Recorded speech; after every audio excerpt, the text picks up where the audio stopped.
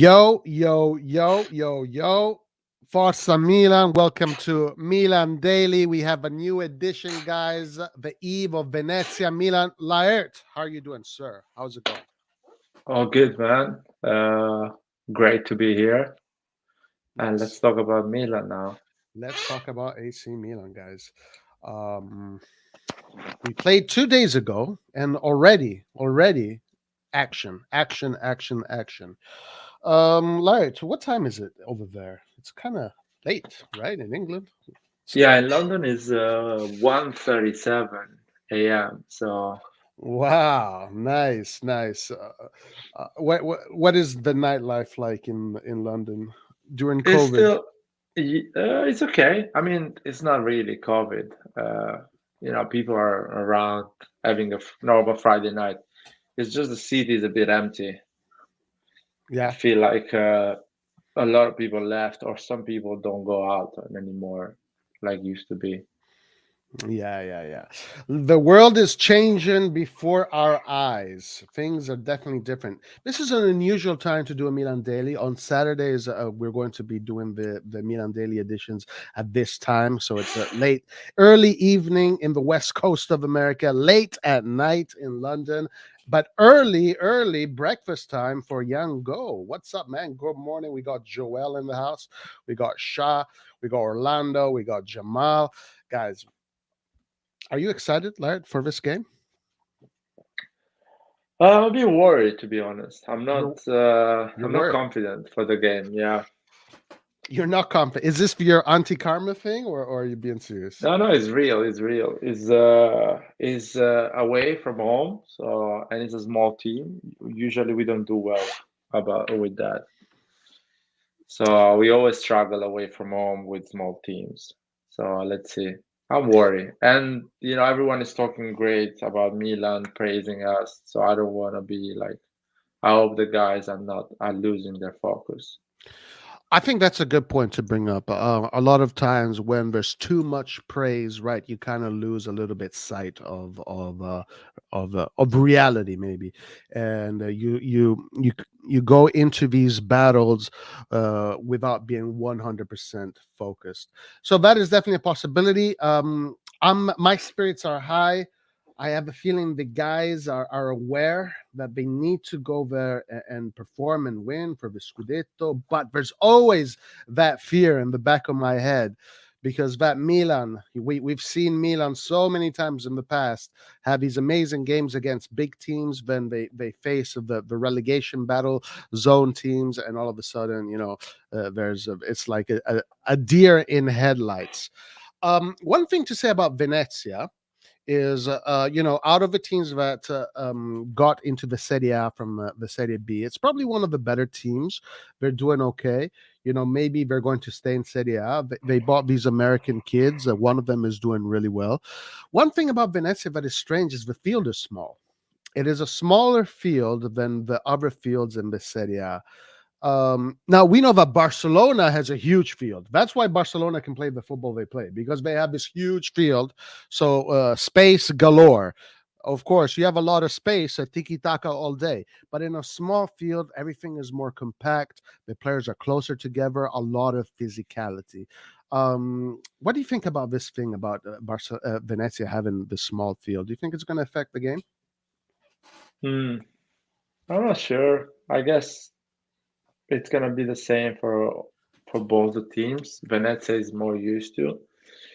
I guess the fact that they have a small stadium is like 10,000 people stadium, so tiny stadium, so that makes you underestimate the game because you go to this venue and you feel like, oh, it's not a Serie A game, it's more like a friendly.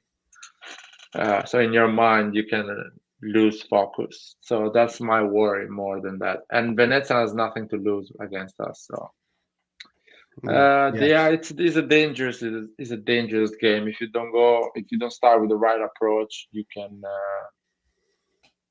you can risk to lose points against Venezia. That is such a shame, I'd say. Yeah, we definitely do not want that. We definitely do not want that. Guys, look, Joel is here. Guys, Joel here every time. Joel is a member of the family.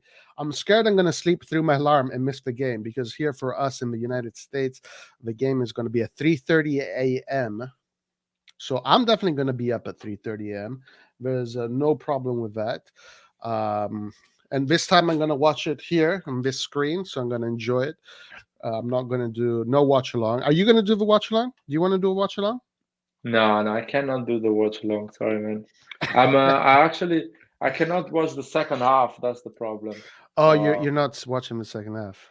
Are you yeah, I'm working? watching the first half. Yeah, I'm working, so I'm watching the first half. So maybe there's a small chance I can watch part of the second half, but I'm not at home anyway. Nice, nice. So it's Yeah, I'll be able to see it. So I'm looking forward to it. Honestly, I'll be honest with you. I'm very positive. I'm very positive. I'm very confident that they'll kick ass.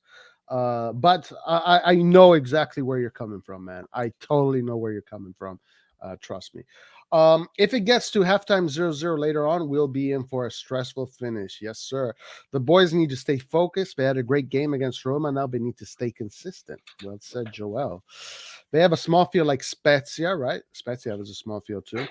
Small field will force more play down the middle. Not great for wide tactic teams. Venezia could give Liverpool a hard time here.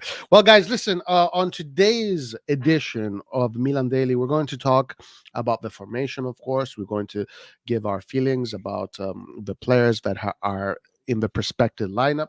But we're also going to talk a little bit about what Maldini. A lot of Maldini. When Maldini talks, you listen. So there was a lot of Maldini yesterday. He gifted us a lot of his wisdom and a lot of his opinions, and we are definitely going to talk about that. And there's a nice piece about Kessie, as you can see on the screen there. The Ivory Coast manager encourages Kessie to stay at Milan. Choose with the heart. There's a nice piece about Pobega. So more positive messaging about Pobega.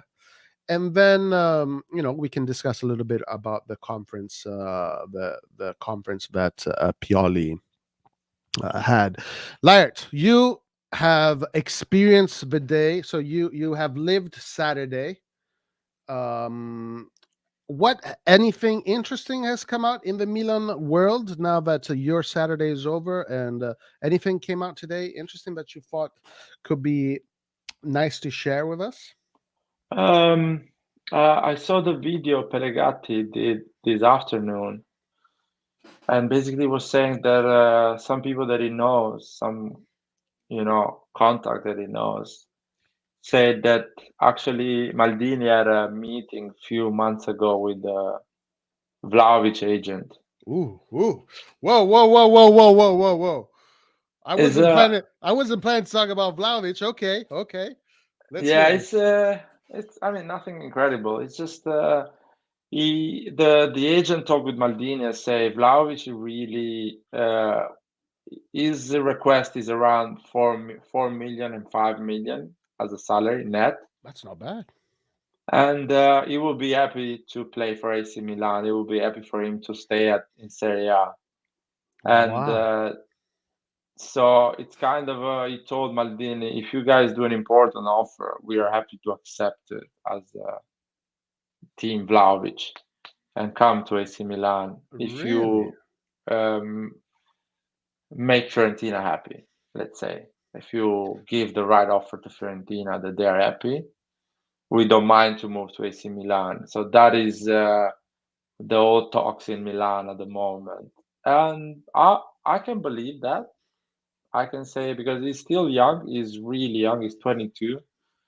So Yeah. his agent can say, you like the Italian football. You're scoring a lot of goals in Italy, and you're still young. You're still developing. Probably will be great for you to next step to be a big club in Italy. Yeah. Easier than actually have that jump in another league. A lot of other things to deal with. Yeah. So I believe in that. Uh, I did not I see don't. this video, but I like this. I like the direct. I like how we're starting with Yeah, Vlahovic says yeah. We should name this video Vlahovic says yes to Milan. Nice clickbait. What Yeah, do you think? no, that can help a lot with Blauvich as a thumbnail. That can help the channel a lot Right. anyway. We'll put But Vlahovic as the founder. He says Vlahovic says yes to well, we Milan. should do a video about that tomorrow, just to get some subscribers. Yeah, yeah, yeah. Anyway, that's the whole thing, and I'm pretty sure if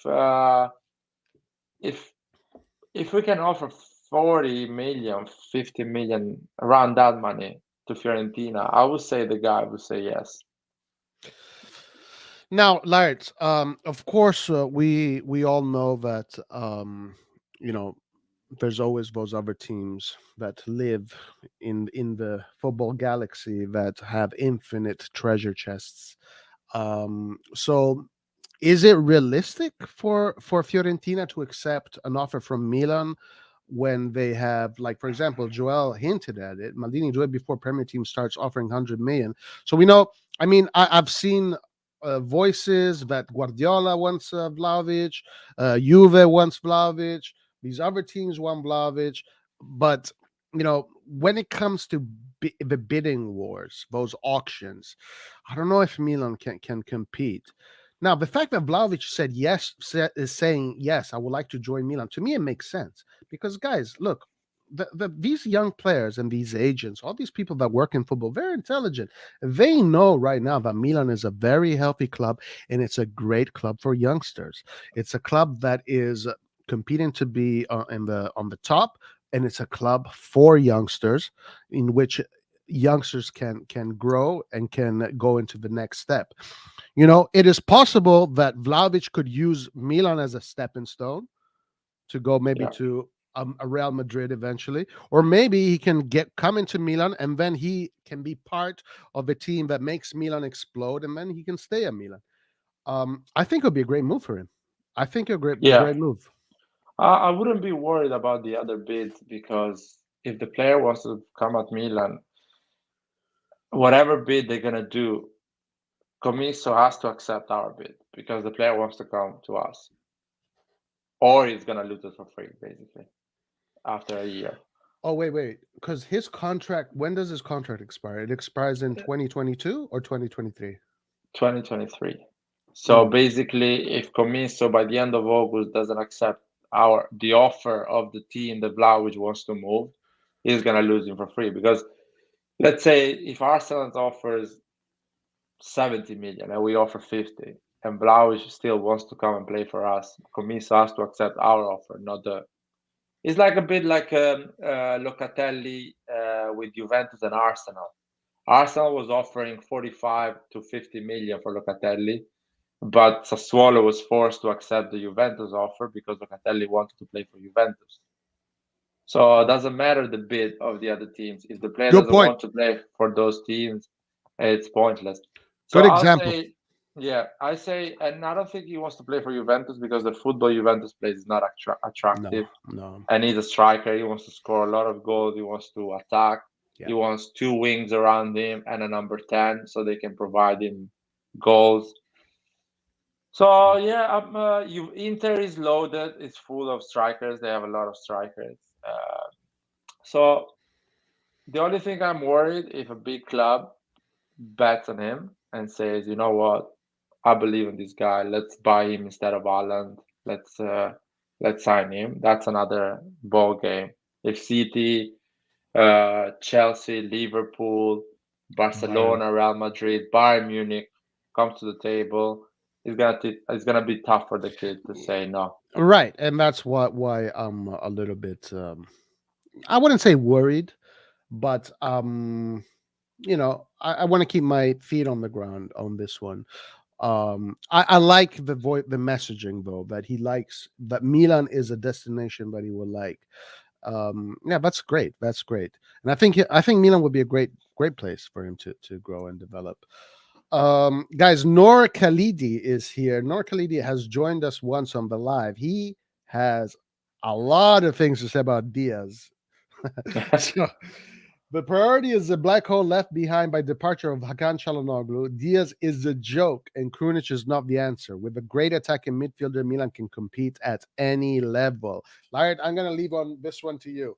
I'm gonna sit back here and just leave this one to you. I don't know, man. It's just with Çalhanoğlu we finished second. With Diaz we are second. So numbers don't prove anything about Çalhanoğlu is better than Diaz at the end. The output of the team is the same. And at the end of the season, we will know if it's better or not. If we finish and if we win the Scudetto, Diaz is better than Çalhanoğlu, no matter what. That True. means he's a guy that provides us to win the Scudetto. So I don't know. Some people say we need a better number 10. Who is this number 10? Give me some names. A guy that Maradona. can. Yeah, exactly. He's dead, by the way. Just spoiler alert. So tell me a guy that can actually come, walk in the AC Milan, and guarantee you the Scudetto, number 10. Like next season can give you the Scudetto. Mr. Khalidi Noor Laert has a bet against Çalhanoğlu for Diaz. So Diaz is a favorite. Honestly, he's a favorite of mine too. I wanted to say something about Diaz real fast. I know Laert last year we talked about the attacking midfielder and the difference in a role, functionality of a Çalhanoğlu and a Diaz. You were saying I want an attacking midfielder that is more creative, that is more attacking, right? While Çalhanoğlu was more of this hybrid midfielder. I was okay with both, but I love the beautiful game. So having a Diaz who is actually a number 10, these creative players, these dribblers, for me, that's the best thing you could have. That's the football that I like to see. I really like Diaz. I really like him. And I think he's still young, he's still developing. And I think that a lot of you guys that are naysaying Diaz will regret your words today tomorrow, because you will see that Diaz is going to make a lot of you guys celebrate. He's going to make a lot of you guys happy. He's going to score big goals. He's going to help this team win. But of course, Milan is going to get other players, and maybe another attacking midfielder is going to come. We don't know what the future brings, but Brahim Diaz, to me, I like this operation, and I really hope that it works out, and I hope that he stays, and Madrid can go and find someone else. Yeah, I really hope that him as a player performs at this level until we buy him. You know what I mean? I don't want him to explode in these years because, first of all, he's never going to do that because he's not Messi. He's never going to explode the way Messi exploded at the age of 22, 23.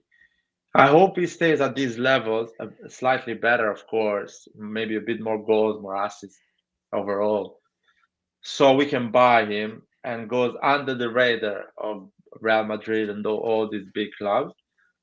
And when we have him, and we have him under a 5, 6 years contract, at that moment I want him to explode and become the player that he's meant to be. But I'm really happy with Diaz. I always fall in love with players like Diaz. Always. I love the way they treat the ball, the way they try to solve problems in tight spaces. He has creativity. Yeah. He's a born winner. Yeah, and and also he seems to be a really good human being. He comes from a really good family. And one thing I want to also add about Diaz is that Diaz is one of these small players, right? Now, Messi, do not look at Messi as an example, guys. Nobody should ever treat Messi as an example for anything. Messi is an alien. Messi is an anomaly. Messi is Neo. Let's look at everybody else. Players like Diaz, they develop and they get stronger, they get bigger. Look at Papu Gomez. Look at Iniesta. He's a small player and how he developed. Look at there's so many Insigne. All these small players, you got to give them time because they figure it out as the years go by. They figure it out. And I like what you said, actually, Larry, there, because if Diaz was exploding right now, then Real Madrid would be like, yeah, let's get him. So, so let's wait till this operation is done, and then he will explode. And also, Nora, you're comparing Diaz to Hakan. Hakan is what, 27, if I'm not Yeah, wrong. Akan is 27. He, Right. he failed. He failed miserably for 3 years in a row. Yeah. Icon is 27. Diaz is 21. Right. So I think it's unfair to compare the two players. Diaz has so much more growth in him. But anyway, I respect Nor. Nor is a good guy. He's always coming here to say hello. He joined us once in the forum. So much appreciated. What's up, Raul? How you doing? Joel says, stop the Brahim slander. Diaz Prime is coming. We got Christian Pazmino in the house. What's up, Christian? You heard Tonali and back in the midfield. Okay, so let's go. Let's talk about the Venezia game a little bit, and then let's talk Let's about go to the main course straight right. away. Let's go to the main course straight away. Let's talk about this Venezia game. All right, so let's see if we have some formations here. Now I saw the formation that they're saying. So let's start with the offense. Okay, let's start with the offense and then let's go down. So now the ballottaggio, the I don't what's the word in English for ballottaggio? Uh, The I can check for you.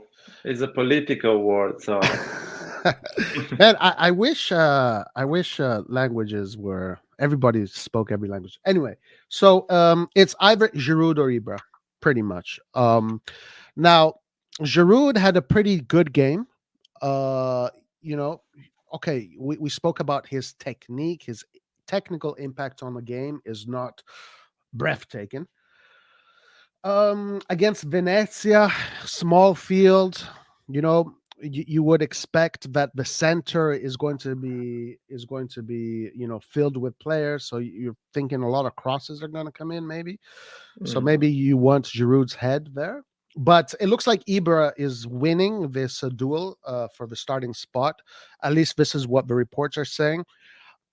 I would be happy with any of them starting because if Ibra starts, then we can play a little bit more football and then have Giroud come in later. If it's the opposite with Giroud, we can do the crosses in, those long balls, um, and then come Ibra and finish off with some football. So I don't know. I'm okay with either, to be honest with you. What do you think? It's Venezia plays football. They don't park the bus. They are quite fair. They try to score goals to go and attack. So I think they're gonna leave some spaces. And if I'm not wrong, they play 3-4-3. So the wings are gonna have some space over there because and Ibra can win the duel in with these three defenders. They are not at the level of Ibra. So I will start with Ibra this time. I will give Ibra a chance. I will go for Ibra. It looks healthy. It's done. It did like 15 minutes. He's been training. So yeah, I will start with Ibra. Ibra, maybe still I will keep Giroud. Sorry, I will keep how's it called? Rebic and Leao in the bench. So start with the same wings, Messias and Selemakers, and go for basically the same formation. I heard Bakayoko instead of Krunic. I don't mind that. I think Bakayoko is good. Yeah, yeah, yeah.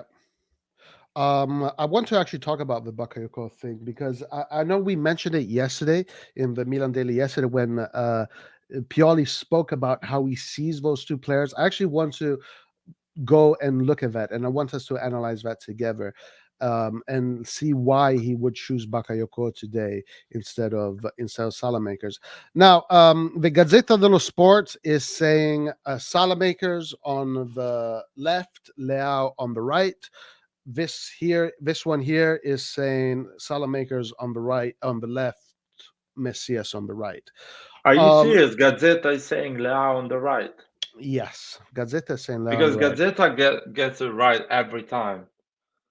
They, Okay, yeah. I'll tell you, they have someone in Milanello that is whispering the formation to Oh, them. really? Yeah, I'm It's, gonna bring that up. I'm gonna bring the Gazzetta, le probabili formazioni that the Gazzetta has, and I'll bring it up right now. and I'll show everybody here what Gazeta has. Yes, Gazeta has Leao, not Messias, as the starter. That Even is though, that is interesting. yeah, I want to see that. I think Pioli is liking Selemakers on the left. I don't blame him. I mean, can you blame him? He's been doing great in that position. He's been doing great in that position. Yeah, and Um, he cuts in, so Theo has that space to push more forward.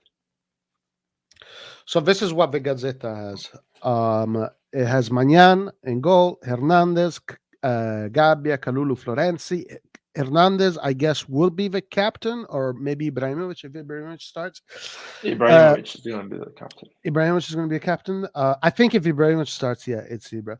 Bakayoko, Tonali in the middle. Then you have Leao on the left. Ah, Diaz, so it's not on the right.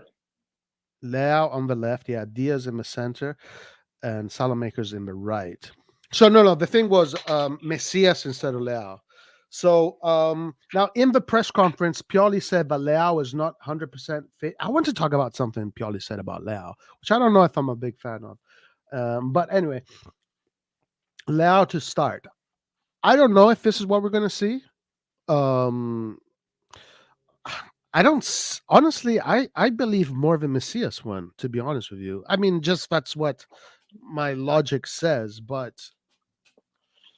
It either can. one is good. I would say Messias played 90 minutes, and I don't think he has that strength yet to play two games in a row, 90 minutes in 3 days. You know what I mean? So probably Pioli is resting him in this game, and he's gonna play Messias in the next game starting. And Messias is a good player that he can change the game. During the he's a 4-3-3, so it's gonna be almost equal type of formation, I would say, Yeah, for Venezia. yeah. So Venezia. Yeah, here they have a 4-3-3. Yeah. basically almost the Um. same. Now, yeah, I do see. Okay, the right. The next game is coming up soon too. I believe what the next game is Coppa Italia. I think right against Yeah, Genoa. there's a Coppa Italia game and a Serie A game again. Yeah, so I think the Coppa Italia game could be a good game for Rebic to get some minutes. Messias, maybe, yeah. Nor here is hoping for Nor against Venezia, Magnan, Florenzi, Carulo, Tonali, Bakayoko, Messias, Rebic, Leao, Ibra. That's not going to happen, my man. That's really not going to happen. That's not going to happen. We're He not going really to. doesn't like Diaz, man. Yeah, yeah. He doesn't like Diaz, and I don't think he likes Salamakers either. But that is definitely not going to happen. Salamakers is just I think Pioli just can't do without him, huh? He can't do without him. Now the thing about this formation that I want to say regarding Salamakers, we have noticed that Theo Hernandez with Salamakers next to him plays a much more balanced game. And there's a lot more covering. Theo Hernandez goes forward. So it almost makes more sense for Salamakers to be on the left to do the role he does, because Florenzi is not a guy that pushes like Hernandez. So it is a little bit lopsided if you look at it from that aspect. Leo Hernandez, Salamakers, Florenzi. So it's going to be a lot of offensive plays coming from the left if this is what we're going to see. Yeah. Um, okay, Laird, I want to talk about Leo. I want to talk about Leo. Okay, so Pioli in the press conference, fucking Pellegatti, guys, Pellegatti. I love Pellegatti. I love Pellegatti him. is a dreamer, man. Yeah, yeah, he's a dreamer. He's a poet, right?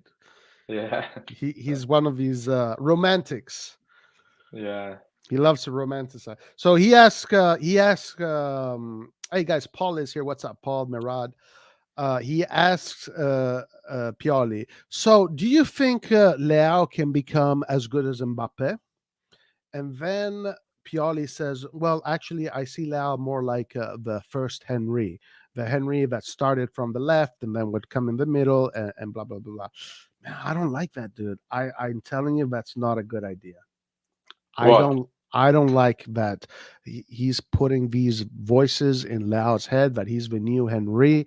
Now you have the memes, not the memes, but you have internet going wild saying Leao is the new Henry. I don't think this is good for the player. Now, this is just my feeling. I don't know. Maybe it is good. Maybe it gives the player some confidence, a boost in confidence. But I think it kind of gets to the head of these players. And also, I don't like that players are compared to other players. Like Leao is Leao. He's not Henry. He's not this guy. Leao should be Leao.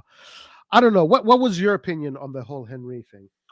I'll blame Pellegatti on this Yeah. completely. Just Why is it? asking this question is wrong, in my opinion. He has the experience. He shouldn't do these mistakes at his age Bravo. because we've seen Bravissimo. Pato fail. When Pato came at Milan, everyone was comparing him at Ronaldo, the phenomenon, because he was super technical, super fast. He was just growing at the moment, and he would be that player. And we know what happened too. So I believe in karma and all this jinxing the players. So Pellegatti shouldn't ask this question. Yeah. And Pioli, I think, when he compared him to Henry, he actually tried to calm down everyone because he said he's the Henry at Monaco, not the Henry at Arsenal. So the young guy that failed at Juventus. Il So primo bear in Henry. mind, guys, yeah, he's looking like Henry at Monaco, but he can fail like Henry failed at Juventus. Yeah. Yeah. Yeah. And Pellegatti is like, oh, he's the next Mbappe. Man, Mbappe is going to be around for another 10, 12 years. So we don't need the next one. Basically, they're the same age, probably. I think Mbappe is like 1 year older than Leao. So it's not the I next don't know. Mbappe. And Right. honestly talking, really, Leao is different from Mbappe. We've seen Mbappe, the way he attacked the space, the way he looked for the goal. He is a born striker. He wants to score. Mbappe has the same hunger that Inzaghi used to have for a goal. Yeah. Yeah. Leao truly is a bit like Henry because he likes the dribbling, he likes the flair, he likes to, to do the beautiful goal. Right. It doesn't care about the goal. He wants to do the last pass, the assist and stuff like that as a Yeah. mentality. But it's still not even close to the Henry we all know, the one who No. played for No. Arsenal. No It's way. so far away in terms of brain, consistency, tactical knowledge. Henry was a Charisma. striker, Charisma. charisma, Yeah. leadership. Henry Yeah. was a striker. He was playing alone as a striker for us. Yeah. Yeah. He was No. dragging the whole team by himself. Yeah. Yeah. Absolutely. I completely agree with what you said about Pellegatti. Like, here was his mistake because now it's because of Pellegatti now that all Yeah, these all the voices memes.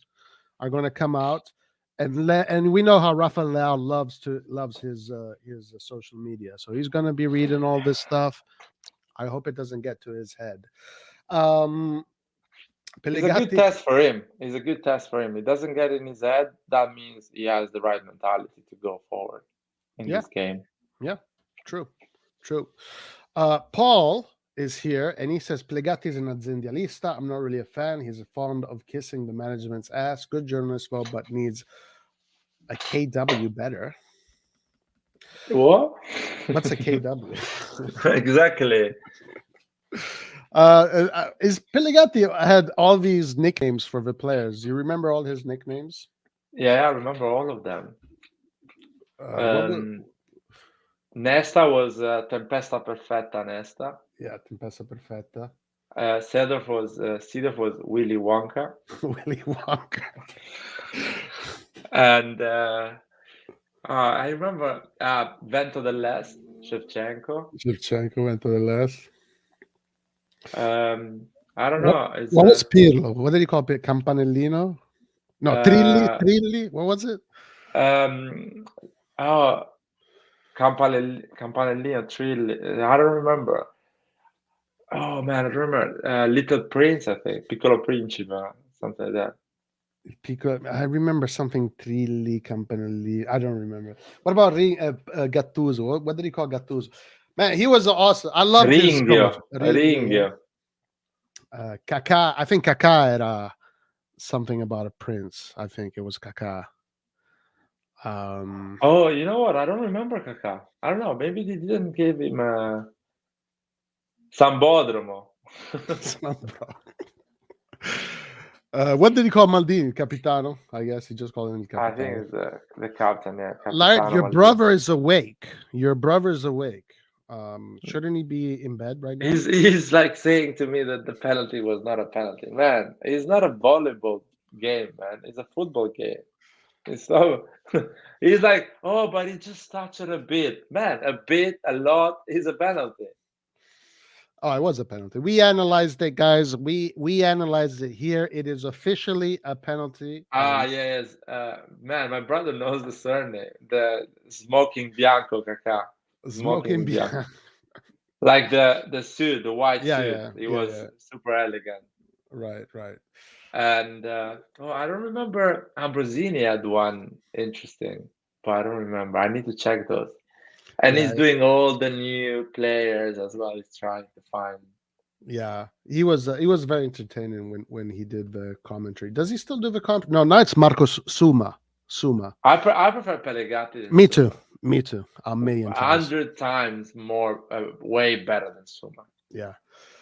Suma is very dry. He's very dry. And I feel like he's sometimes I feel like he's mean. He Yeah. doesn't really enjoy what he's doing. Pellegatti was really enjoying it. Yeah, Pellegatti was yeah. like, for him was everything. AC Milan is everything for Pellegatti. I don't think he can live without AC Milan. Right. Could he be the biggest fan in the world? The biggest AC He is the Milan? biggest I fan. think he's He's the the big biggest fan. the knowledge he has, man. He remembers the date, the guys that scored, who gave the assist. I Yeah. mean, he remembers everything. He remembers all the details of the last 30 years of AC Oh Milan. man, sometimes he's talking about the 60s and he's talking about this player did that in the 60s and he scored this goal. This guy is just this guy breathes red and black all day. All day. He knows a lot about AC Milan. Yeah. And I don't mind him because yeah, he protects the management because he's a proper supporter, you know. He loves Maldini. He's never gonna be against Maldini, uh, like 100% against. You know, he doesn't like the fact that all these players are leaving for free, but he's like, No. you know what? I love AC Milan, so I'm gonna love AC Milan, not these players that leave for free. Right. Anyway, even if it's the right thing or wrong thing. Right. So I Right. don't mind Pellegatti. I think he's a good kid. Kid. Yeah. I listen to him almost every day. He has a good YouTube channel and he puts out some good information when it comes to Milan. I didn't see the Vlahovic one. I didn't see his stuff today, guys. But guys, we got Red John Ambrosini Gamba di Legno.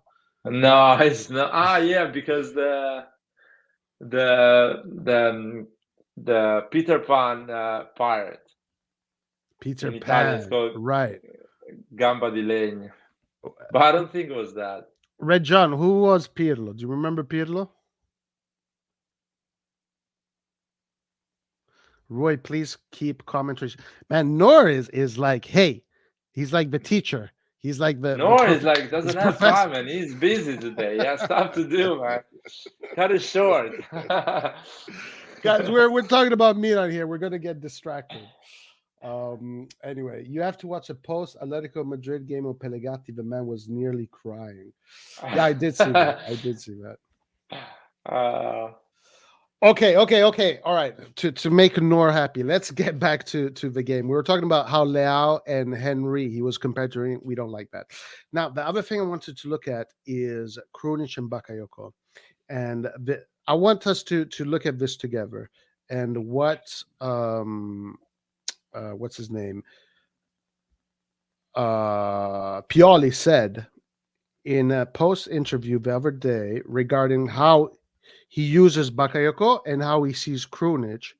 So now, because Bakayoko is in the field, we can make some deductions of what he's expecting, right? mhm. So pretty much, he said that when he wants two players, due vertici bassi, meaning two players that play a little bit deeper, he's going Yeah, to have they see deep. right. He's going to have Bakayoko and Tonali. And instead, when he just wants to have one and wants to have another player that moves up the field, he's going to use Krunic. So we did see that when Bakayoko came in the field, it allowed Tonali to move up a little bit more up the field. And as a matter of fact, Tonali looked really good when he did move up the field. So I'm assuming because he sees them this way, he thinks that tomorrow he's going to need that physicality. He's going to need two playmakers that are there in deep, that are going to fight and hustle. Is he expecting? Is he expecting Venezia to press high? That's my question. Do you remember the way Venezia played against us? No, probably it was one of those games I didn't watch in the first half.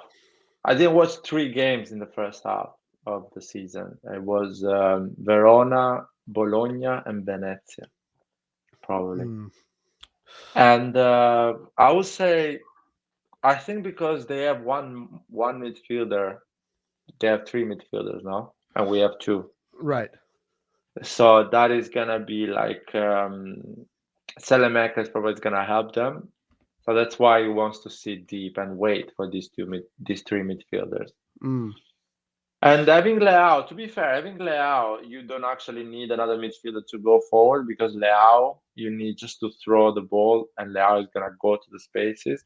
So I think Leao is gonna right. push a lot forward. Yeah. So Yes. you don't need a guy to go forward. You need a Bravo. guy that covers. Bakayoko is gonna cover Leao, and Bravo. Hernandez going up there. Exactly.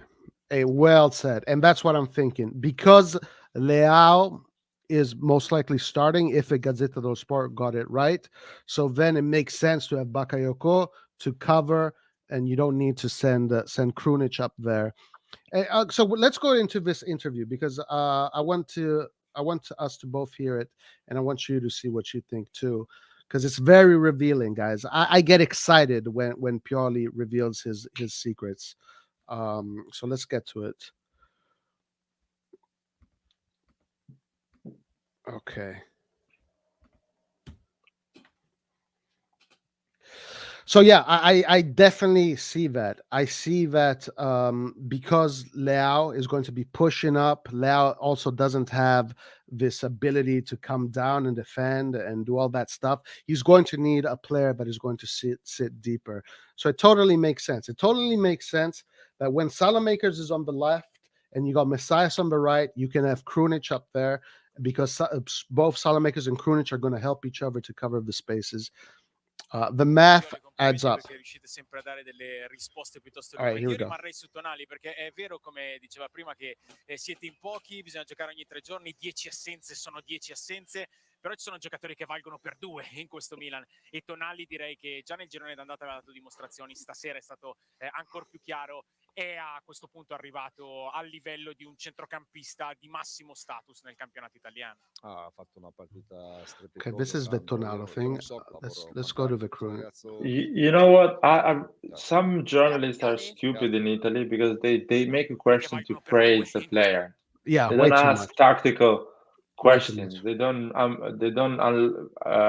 break down the game and ask him details. That's so dumb. Right, Journalists right. in Italy. And Tonali is so young. He needs to, he all these too much praise is not going to be good for him. It'll get to his head. But I want to get to the Krunic thing. Here it is. Okay, Larry, let's listen to this and then let's translate it for our friends here. Here it is. Here it is. Io tornerei sulla preparazione della gara. Non ha mai fatto abbassare Tonali, ma l'hai lasciato più alto, hai costruito a 2, non più a 3. Se l'hai preparata così, ha alzato Krunic per bloccare i 5 della Roma. E avete forzato anche ogni tanto la palla lunga, ma per prendere tutte le seconde palle. Mi sembra un po' diversa dalla costruzione solita. Un centrocampista si abbassa tra i due. Okay, Larry. So the question there was, can you translate that to me? Because I want to make sure I understood that correctly. What did you hear? So I heard that this time both the midfielder was high up in the pitch, especially Krunic, and this time on the long ball you didn't want to get the long ball, but you actually wanted to get the rebound of the young ball. Right, So right, right. that's why you were going up with a lot of players. So when Giroud was not getting the ball, but one of our players was getting that rebound every time. So that was the question. So what is the change, tactical change? Okay, so now this is the answer. Sì, sì, è vero, è vero. Se avessi deciso di costruire con due centrocampisti avrei sicuramente scelto Bakayoko e non Krunic. So if he would have wanted to build with two midfielders, right? He would Yeah, have. if I want to have a build up of the, of the game, I would choose Bakayoko and Tonali. So I have both of the two players covering the midfield to do the build up From the back. from the back. But in this game, probably you wanted a guy that was going in and going close to the striker. Right, right. So I And was attacking. yeah, Abbiamo studiato un po' chiaramente i nostri avversari, abbiamo scelto di costruire solamente con un vertice basso che era Tonali e con Krunic e Diaz ai lati di Giroud in modo di cercare di lavorare dietro le loro mezzale soprattutto e qualche volta di far uscire i loro terzi per cercare. Stop a second. So basically, his strategy was to play with a 4-1-4-1. So basically, Krunic and Diaz were close to Giroud as two number 10s, no one. right. So that was his whole strategy. So Yeah. to create all the build up with one midfielder, which is Tonali, as a regista, and that's Yeah. it. That's quite brave, I would say. Yeah, it is. And also, he also said that he used Krunic to far uscire I terzi. So because Roman played with three defenders, Exactly. so he also used Krunic to lure out some of those defenders and give space to Giroud. So very interesting tactical approach there, and how he used Krunic rather than Bakayoko. I really like that. He's a smart man. He's a smart technician, and boy did it work. Boy did it And work. he's stealing strategies that, for example, Guardiola uses in certain extent, because Guardiola plays with one holding midfielder, which is Rodri, and he plays with four attacking players behind the striker, which is who is the guy, the Brazilian guy sometimes. Because Gundogan, De Bruyne goes up there close to the striker, and the wings, Mahrez or Sterling or Grealish, whoever is that, is wide. So he's kind of stealing that type of strategy to have just one holding midfielder and four attacking players behind the striker, which is quite interesting because at the end we don't have that quality, but we try to do that type of football when we have the right squad to attack. So what does this say about the Venezia game? Because it seems like Bakayoko is starting, and even in the press conference, I kind of felt like that's what he wanted Bakayoko to start. He said he had very good words about Bakayoko, actually. So I'm assuming, because now we know a little bit in the way he thinks and the way he adopts these players, but it also depends on the opposition. So he wants to play from. So I'm assuming tomorrow we're going to see a lot of Milan playing from the back. Playing from I the think back and building them from the back. Yeah, I think Pioli is assuming that because we are going to play away from home, Venezia is going to be more aggressive, so they're going to try to win the game. So he wants to be a bit more conservative and have two proper midfielder, two holding midfielder to wait for them. And another thing that we say, when he was playing with against Roma, he had Telemakers on the left, and he provides a lot. He covers a lot, and he attacks a lot as well. Right. Leao, he attacks a lot. He puts a lot of quality attacking, But he doesn't cover. but he doesn't cover the same way he attacks. So probably Right. Pioli is thinking, yeah, I don't have those four behind the striker, but I have Leao that it counts like two, sorry, Right. because he's good. So it's all about balance. I have Leao. I need a bit more. I need to be covered more on the back. I cannot put a more attacking midfielder. Yeah, it totally makes sense. It totally makes sense. And and this goes to Roy, I lost your audio, man. Fix your audio.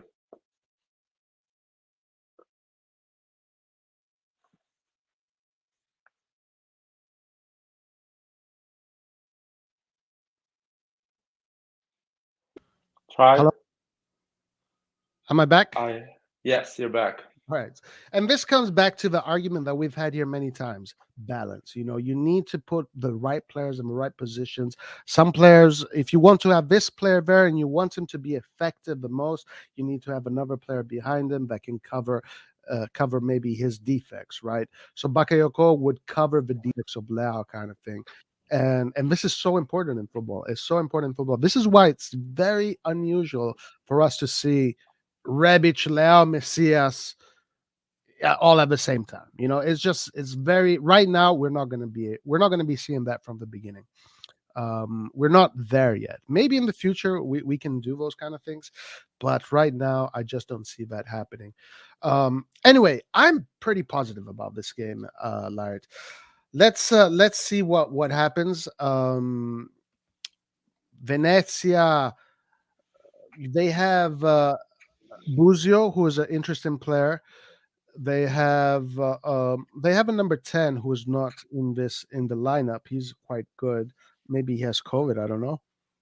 I think there is 2 players that are not available. There are 2 good players, which one of them is Caldara, which is our player. Right? Oh yeah, Heyman's Aramo. That's his name. Di Fidato Aramo.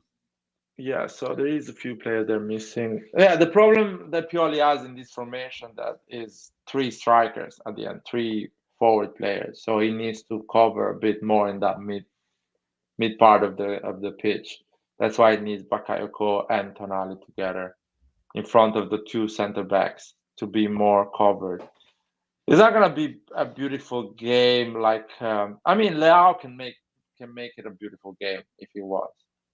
Yeah. Because he can start to dribble, create chances with Theo Hernandez, Selemakers and Florenzi on the other side, And Diaz Ibra. in the middle, Also Ibra. and Ibra. So it can be a beautiful game. We just need to wait a bit and see what Venezia wants to do. Study a Right. bit the game Yeah. in the first 10 minutes. If Ibra is in full fitness tomorrow, and if he plays well in a few hours, actually, in maybe 9 hours or so, if Ibra can play at his best and become that regista offensivo, that offensive playmaker that he has shown us to be, then I think we're really gonna dominate and really gonna hurt them.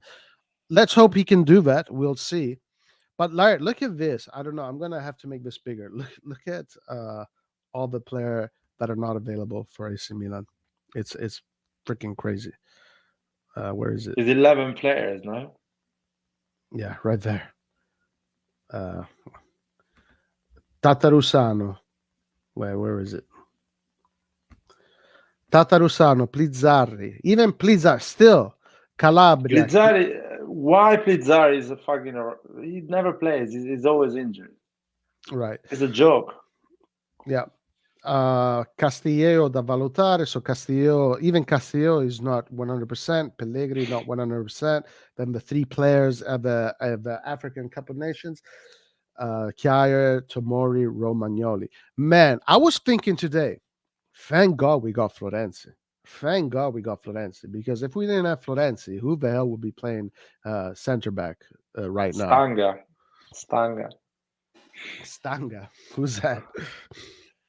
He's the kid that is coming from the Primavera. Oh yeah, I don't know him.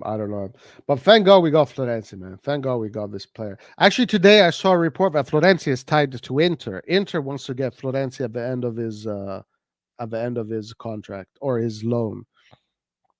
This is a joke, in my opinion. Yeah, I hope it is. All right. Okay. So let's get back to some of these reports here. So you have a certain feeling about this game. You're worried, let's say. I'm not. I think that they're gonna go and with the right attitude. Like I believe they're gonna do it. Anyway, let's look at this report that came out here, which is quite interesting. Frank Kessie contract will expire. We know all of this. Okay, Ivory Coast manager Patrice Burmel has now weighed in on the situation regarding Kessie. The midfielder is currently on international duty with Ivory Coast, and while that is going on, time is running out. in an interview with Gazzetta dello Sport, this is what he said. He spoke about Kessie and he praised Stefano Pioli. Today, Kessie, uh, today he's a midfielder and also a good one. So thanks to Pioli, he made Kessie one of the best players in Serie A. Now he's more disciplined, efficient, diligent in his choices. He asked him to play simple, plays to have more impact on the game. So he's praising Pioli, which he should. What do you expect from him? A lot, a lot. As mentioned before, if we are a Ferrari, he's our engine. Nice. So he's putting a lot of trust in Kessie. He must take the game in hand and show his teammates that he has safety in the middle of the field. He will make it. He is a leader. So we're going to get to the juicier part of this interview where he says something that is quite interesting. His seasons of ups and downs last year was great, but he didn't have a break.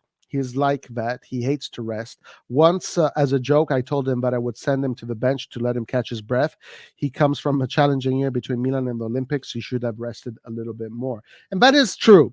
That is true. He didn't have the same kind of rest that the other players had. So he had that injury. There's definitely something to talk about. Does the renewal situation, now we're getting to the good part. Does the renewal situation with Milan have anything to do with it? I always tell him to stay focused. Only this way will he be able to snatch a contract with the Rossoneri or elsewhere. Frank is intelligent and knows exactly what he wants. Which is what? Here it goes. Stay or go away. He must choose with the heart. Milan are a great club. In case of farewell, they will lose a great talent, and they know it. He is the starter. He is part of the system. Pioli appreciates him. Now the choice is up to him. The only thing I can tell him is to stay in a place where he can improve himself even more, he stated. Based on those comments, the manager wants Kessie to remain at Milan and continue his impressive growth. It remains to be seen how the saga will end up. As said, it probably won't go on forever. Okay, to be honest with you, there's a little bit of leading here. He didn't necessarily say that, but he kind of implied it. But I don't think Kessie cares. I don't think Kessie gives a shit. I think Kessie now has already made his choice, and he's going to be in the Premier League. That's where he wants to be. I think there was voices that tied him to Real Madrid too. So I don't know. What is your opinion on what he said?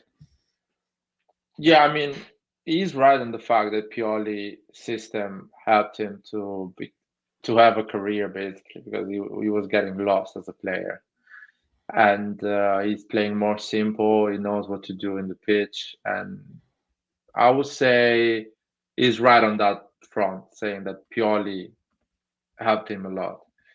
When he says about he should stay to AC Milan because he's a star there and everyone who loves him, he's saying that because an Italian journalist from an Italian newspaper is asking him. If a French journalist from is asking him, what do you think about Kessie joining PSG? And he's gonna say, "Oh, PSG is a great club. He's doing a great choice.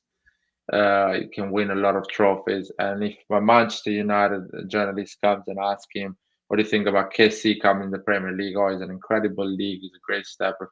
So I think he's doing just is being Switzerland during wartime. So Gotcha. Yeah, I gotta say the headline was a little bit deceiving. Obviously, I didn't read the article. I just saw that headline. It didn't. I didn't see this push, but I think yeah, you're right. He's kind of just playing along with the fact that the Italian guy is asking him questions, and you know, yeah, for sure. I think the coach doesn't give a fuck either way, to be honest with you. yeah, All right, guys. So yesterday we had a lot of Maldini in the news. Or today, Maldini was busy. He was talking to journalists, and he said some very interesting things. This one here, which I spoke about the other day, some other guys were like, well, you said we want action, no time for words. So, guys, check this out. AC Milan have learned from their mistakes in the past and are now working on the renewals well in advance. 3 players that are next in line are Ismael Benacer, Rafa Leao, and Theo Hernandez. This has been reported for quite some time now, and only positive indications have arrived from Casa Milan. However, Now, it's also been confirmed by technical director Paolo Maldini, who spoke during the 2021 AIMC online meeting. Okay, guys, when Maldini talks, everybody listens. First of all, the three players you mentioned have a contract expiring in 2024. So naturally, as for the others like Donnarumma, Kessie, and Çalhanoğlu, we started in due time. But it's not always easy to find an agreement in a negotiation. So he's saying, unlike Donnarumma, Kessie, and Çalhanoğlu, with these guys, we're starting a little bit earlier. Theo is very well underway, as well as Ismail's, and we are talking to Rafa Leao. The intention is to renew shortly with all three. Of course, there are players who have done a lot, even though they're still young, and we think they can give a lot in our near future, he stated. Obviously, it will be very important to secure the renewal of these three as they're considered the future of the club. They have certainly performed well on the pitch to earn a new contract, considering what they currently earn. Gazzetta dello Sport reported this morning that Leao's salary will be tripled from 1.5 million to 4 million plus bonuses, a significant but deserved boost for the Portuguese youngster who was great against Roma. Laird, I know yesterday you said words are cheap, action. We want to see action. Is this action? Is this a hint of action? I really believe I saw some other reports saying that he is really close to close the deal with Benacer and Theo Hernandez. I believe on that because I think Benacer didn't have a great. The last year was not great for him, so I don't think he has a lot of incredible offer around him. So he's thinking, yeah, why not? Let's renew and stay longer to AC Milan and see what happens in the future. Theo Hernandez, I think he's gonna renew because he knows he's a confident guy. He has a market. He knows he can make a move even renewing. He doesn't need to run out of his contract to make a move. So he's like, yeah, if a day I want to go to PSG, they're gonna pay for me, and I'm gonna move. And I know Maldini is gonna accept the offer, and everyone is gonna be happy. He's gonna get the money he wants, and I'm gonna get the contract I want. So I think Benacer and Theo Hernandez are going to renew for sure, 99.9%. Leao is a bit different because Leao has a badass agent, which is George Jorge Mendes. Mendes. So he's looking forward always. He's already planned the Leao career how it should be. So I'm not sure. Maybe George Really? Mendes You're can. skeptical? You're more skeptical on Leao than the other ones? Yeah, I'm a bit skeptical. Really? So about Leao, I would say there is a small chance that George Mendes is moving around things to make him move to a bigger club than AC Milan and this next summer. So that's why he doesn't want to renew. Not because he's gonna leave for free. It's just there is that small chance that he can get a massive offer for Leao next summer. So really, I haven't really. I mean, definitely George Mendes is. I think he was what agent of the year too, or was he this year or last year? I think an Italian actually won it this year. I'm not sure. Me and Raiola or him usually they win it. Yeah, I didn't look at it that way with Rafael. Rafael is so young; he still has a lot to show the world what he can do. Because honestly, Rafael Leao, okay, he's doing great, but it's not like he hasn't really cemented himself as a top player just yet. He's still in the process of doing that. This year, much better, but has he cemented himself as a top player? Do you think? No, but George Mendes is the guy that made the transfer of how's he called the guy Joao Felix for 110 million and 19 years old from Benfica to Atletico Madrid.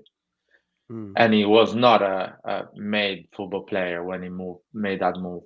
So George Mendes is thinking, if I renew Leao now, he's gonna have 4 years or 5 years at AC Milan. So AC Milan is in a position to refuse every offer that is coming next summer. If I don't renew Leao, AC Milan has 2 years on Leao. So if a big offer comes from Leao, they have to accept it. Mm. And so I can actually move Leao to Man City. And why not Leao playing instead of Sterling at Man City? For me as an agent is a big thing. Or Leao moving to Bayern Munich because Kingsley Coman is leaving and they're not renewing his contract. Or let's go crazy, Leao going to Barcelona because Dembele is leaving, and why not Leao getting 10 million a year net and playing for Barcelona? So yeah, that's what George Mendes is thinking at this moment. He's thinking, let's see if comes a massive offer so I can move my player to a bigger team. So that's why I'm thinking Leao. It's about Leao now. If Leao says, "Yeah, I don't care if a bigger offer comes. I'm happy at AC Milan. Give me that contract. I'll sign it." I don't think George Mendes is gonna tell him, "No, don't do it," because maybe comes a Yeah. bigger offer. He's not a Raiola. Yeah, kind he's, of guy. he's not a Raiola type.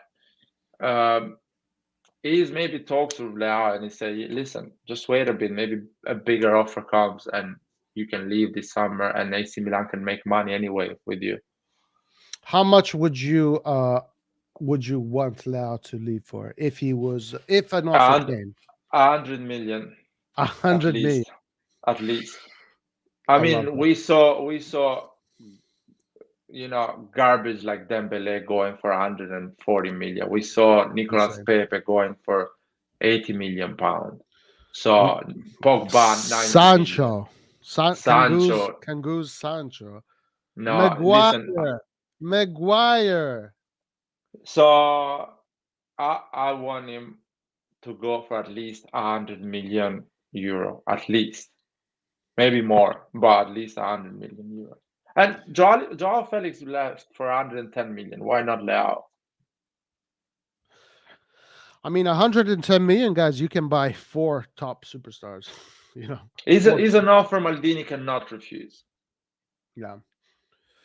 Well, okay. I didn't look at it that way in the George Mendes thing.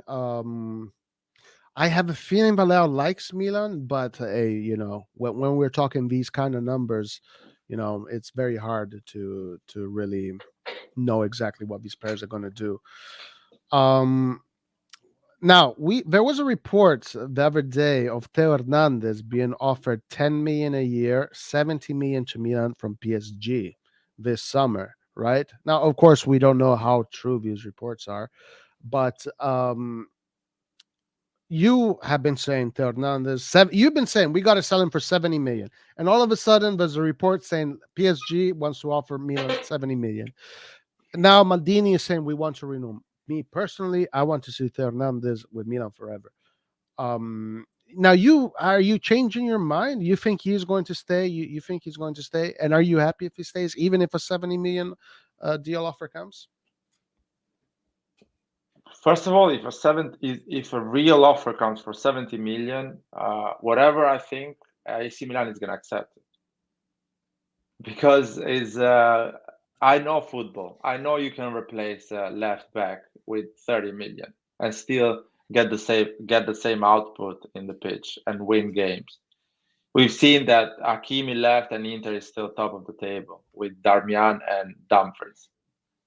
So if an offer of 70 million comes, Theo Hernandez is going, guys. I'm sorry. It's not just because I'm saying that. It's gonna happen.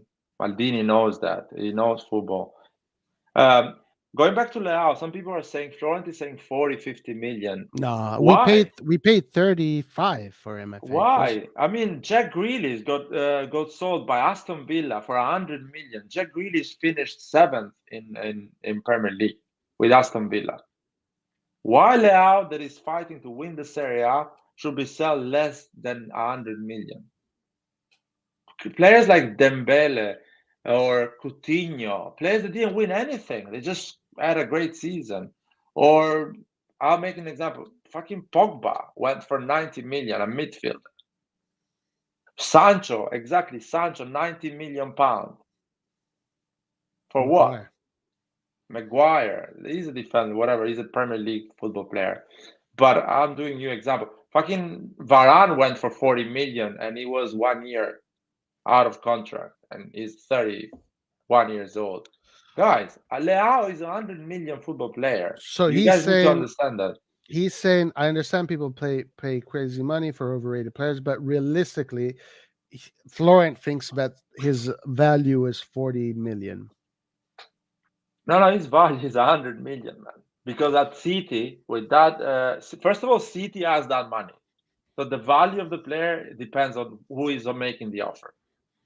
So we think if Leao is moving, he's not moving for Borussia Dortmund or fucking Atletico Madrid, which are the same level of us. Yeah, he's moving for a club like PSG, Man City, Liverpool, Barcelona, Real Madrid. These teams they spend 100 million for garbage player, and Leao is not a garbage player. He's a guy that is already performed with a big club in a big stadium at a big stage, and provide certain type of performance. And he's young. So 100 million is young. He's a prospect. He can win the Ballon d'Or. He is a potential Ballon d'Or. Fucking Martial was sold for 90 million for Monaco or something like that, 100 million to Man United. So I don't care. That is the market, 100 million.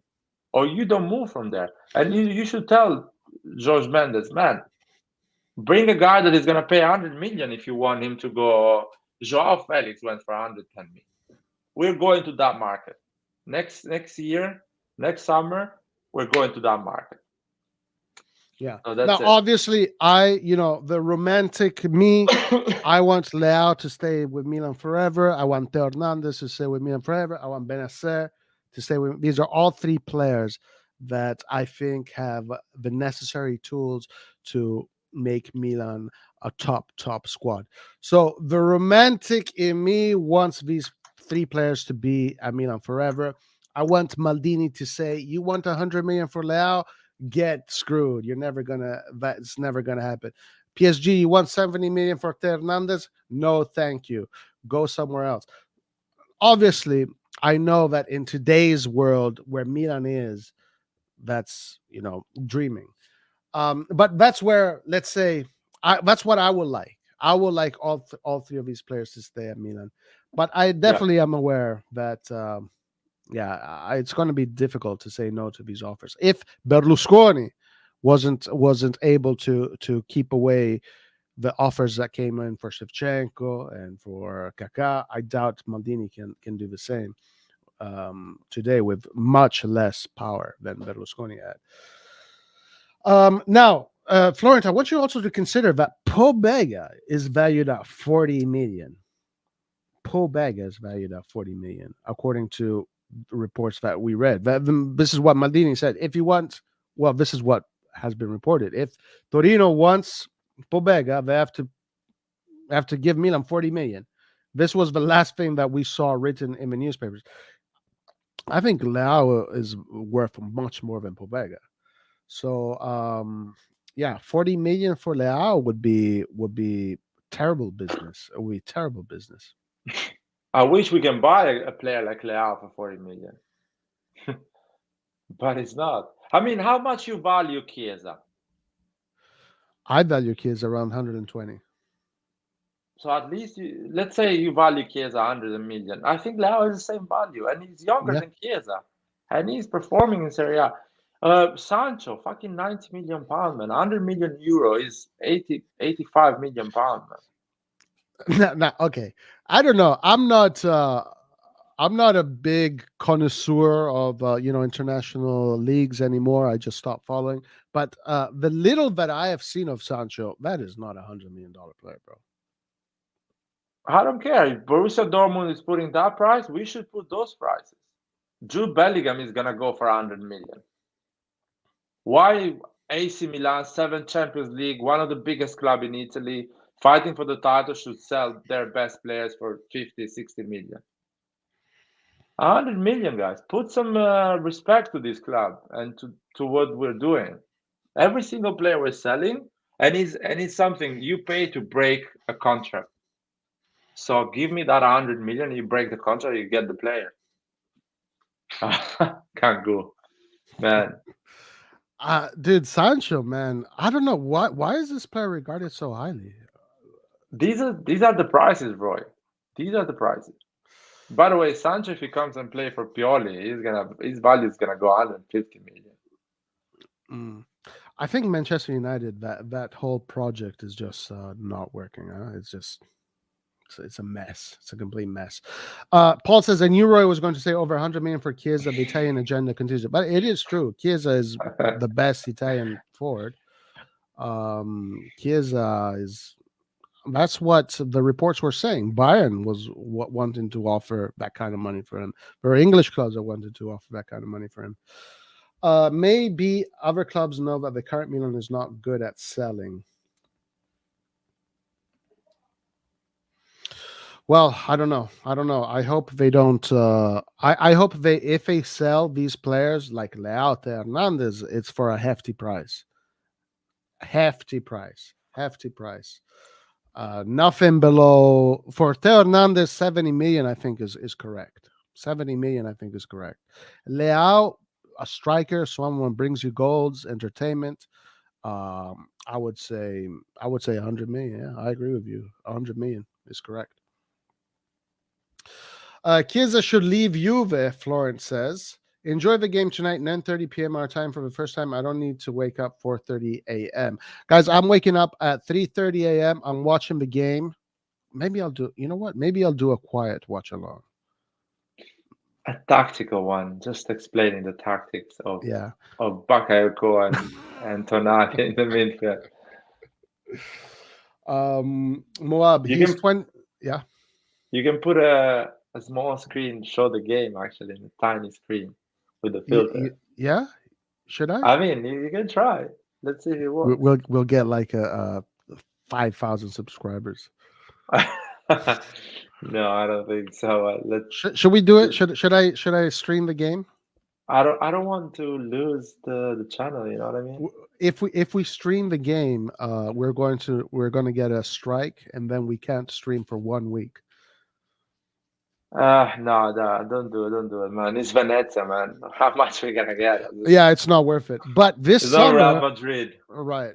This summer for the friendlies, maybe we're gonna try again. Maybe the friendlies at Milanello.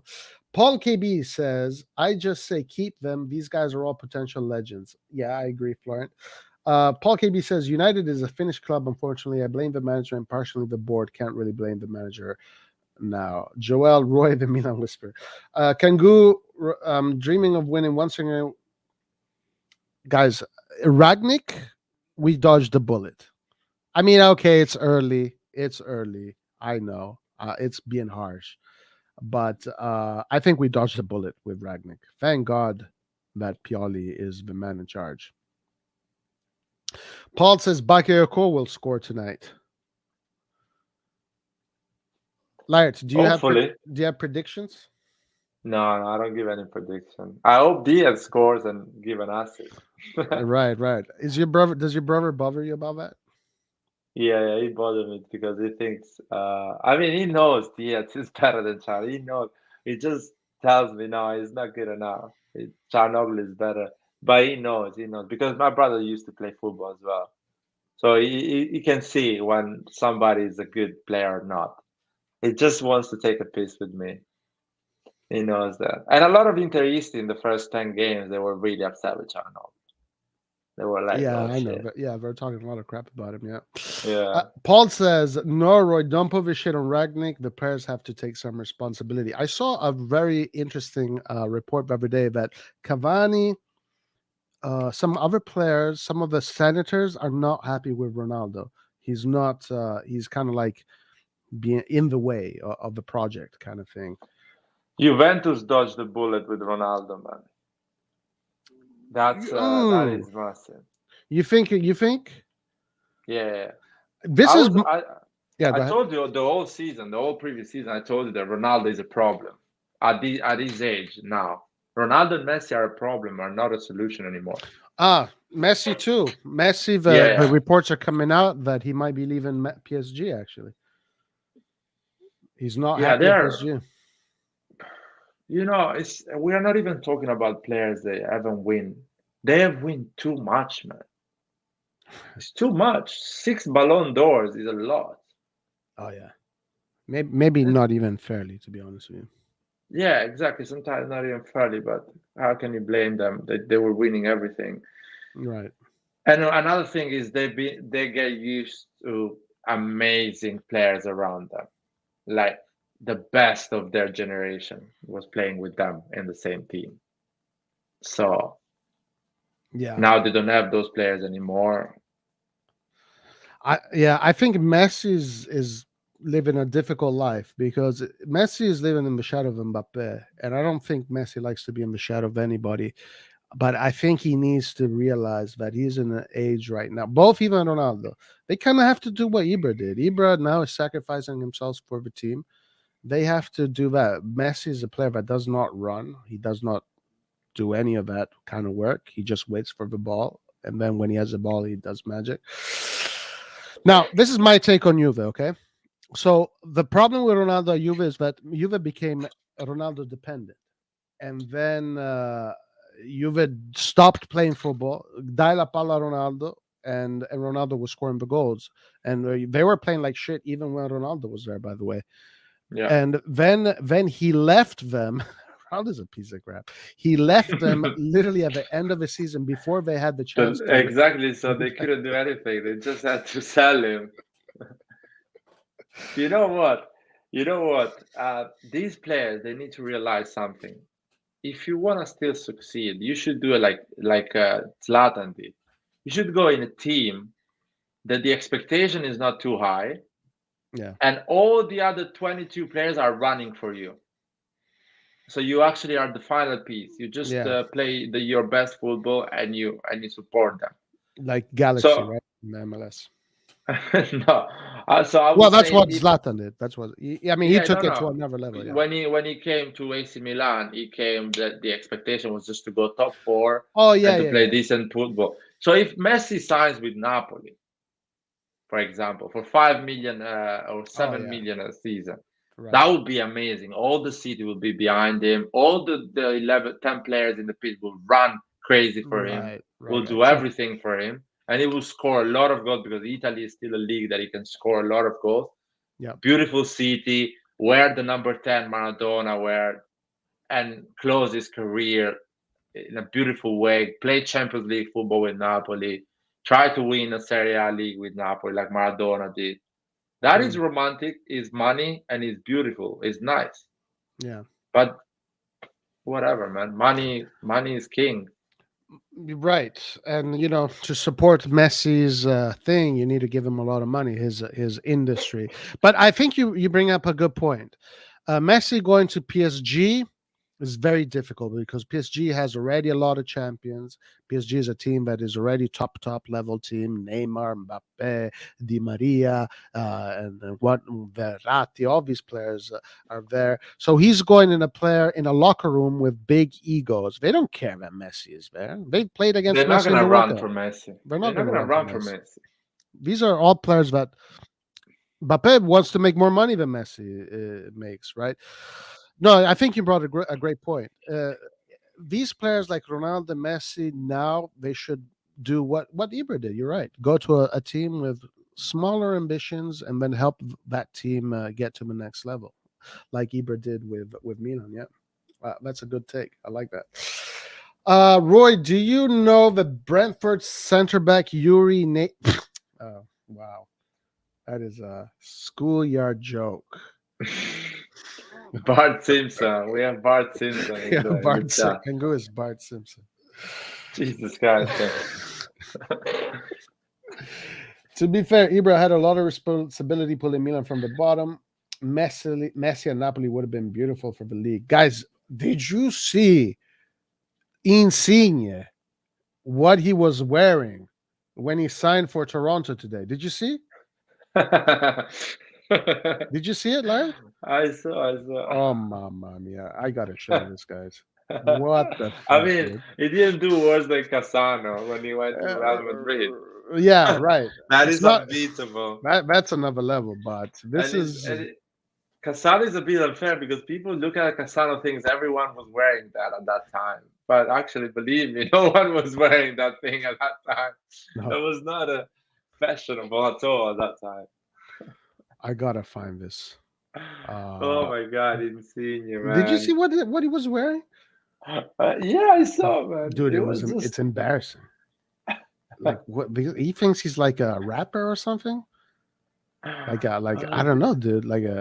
He's wearing a suit pants, a leather jacket, a turtleneck, a white, thick turtleneck. white thick turtleneck under the leather jacket, a chain over the turtleneck, glasses, pimped out glasses, earrings. Harry Potter glasses. Man, what the fuck, dude? What the hell? That was bad. That was bad. All right. Okay. Anyway, let's go to this Pobega thing. If I find that Insigne, I'll show it. Okay. So Maldini was asked about Pobega. So another good, more positive messaging about Pobega. This is what we want to see. Ahead of the season, AC Milan decided to send Tommaso Pobega. We all know this. Let's get to the meat and potatoes. All right. So Maldini was asked about Pobega and Pobega's future. So this is what Maldini responded. First of all, he's one of the many guys who have come from our youth sector, which has given us a lot of satisfaction. Each of them has made a different path. Pobega went on loan for 2 years in Serie B. Wow. Then went to Spezia and is growing a lot of Torino. It's 4 years now or 4 seasons of loan. We know the value of our history in our boys. He's undoubtedly a player who is proving that he can be with us, but we already knew this last year. He was still missing a little piece, and this is getting better with the games. Okay. So this is from the mouth of Maldini. He was saying that Pobega was still missing something. We couldn't promise him as much playing time as he's getting at Torino. He's our boy, and we hold him tight, he stated. Given Milan's current situation, midfield with Frankesi possibly leaving, Pobega could be part of the project. Okay, so very different news from what we were getting in the past. Before in the past, it was Pobega's up, Pobega is no good, but now everything is changing. Let's give this kid a chance, man. Let's give him a year at Milan. Let's see what he's made of. If he's no good, then we can sell him. But let's give him a chance, right? What do you think? Yeah, he needs to play for AC Milan. He needs that 5 years contract for us and be in the squad, play. He needs Pioli to give him like he gave playing time to Tonali this season, you know? Maybe a first season playing a bit like Tonali did the first season, and the second season playing consistently so he can become the player we need. I think the plans Maldini has is like when the Bakayoko loan finish, Pobega comes in and he's a finished player. He's ready to go. He's a 24 years old with 4 years of Serie A experience. Because Bakayoko is going to finish his loan not this year, the year after. So I think the plan in the beginning was that one. Bakayoko comes out and Pobega comes in. So maybe they can bring him a year earlier. Let's see, because it's becoming quite crowded. Is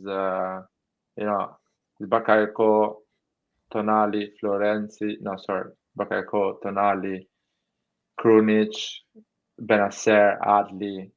Yeah. So it's a lot of people. So I don't know if there is space still for Pobega. That's a good point. Bakayoko has 2 years. 2 years. And yeah, it can be crowded. Tonali, Bakayoko. If we add Pobega in there, you got Tonali 1, Bakayoko 2, Pobega 3, Adli 4, Benasser 5, Krunic 6. 6 players for 2 positions, even though Krunic is used differently. I don't know. Yeah, that is definitely a good point. Maybe Adli is going to be used differently. We've talked about Adli a lot. Both you and I think that he can play in the double pivot. I think he can. Speaking of which, like the other day, I think it was Lucas saying Ali can't play in the double pivot, and we brought up the example of Pirlo played in the double pivot. If Pirlo can play in the double pivot, man, Anybody can play him. I mean, Pirlo. Okay. That's what you need. Intelligence. You need intelligence. You need to know spacing. The team needs to. It's a team effort. The team needs to make the double pivot work. If a team can give the double pivots the right amount of space, it will work. Also, I want to remind you guys, Pirlo won a World Cup as a double pivot, because when in 2006 when Lippi won the Mondiale, Italy played in a 4-2-3-1, and the double pivot was Pirlo, Gattuso. Then the three was Perrotta, Totti, and Camoranesi. Now, it wasn't a pure 4-2-3-1, but it was more or less a 4-2-3-1. So I can see Ali playing it in a 4-2-3-1 for sure.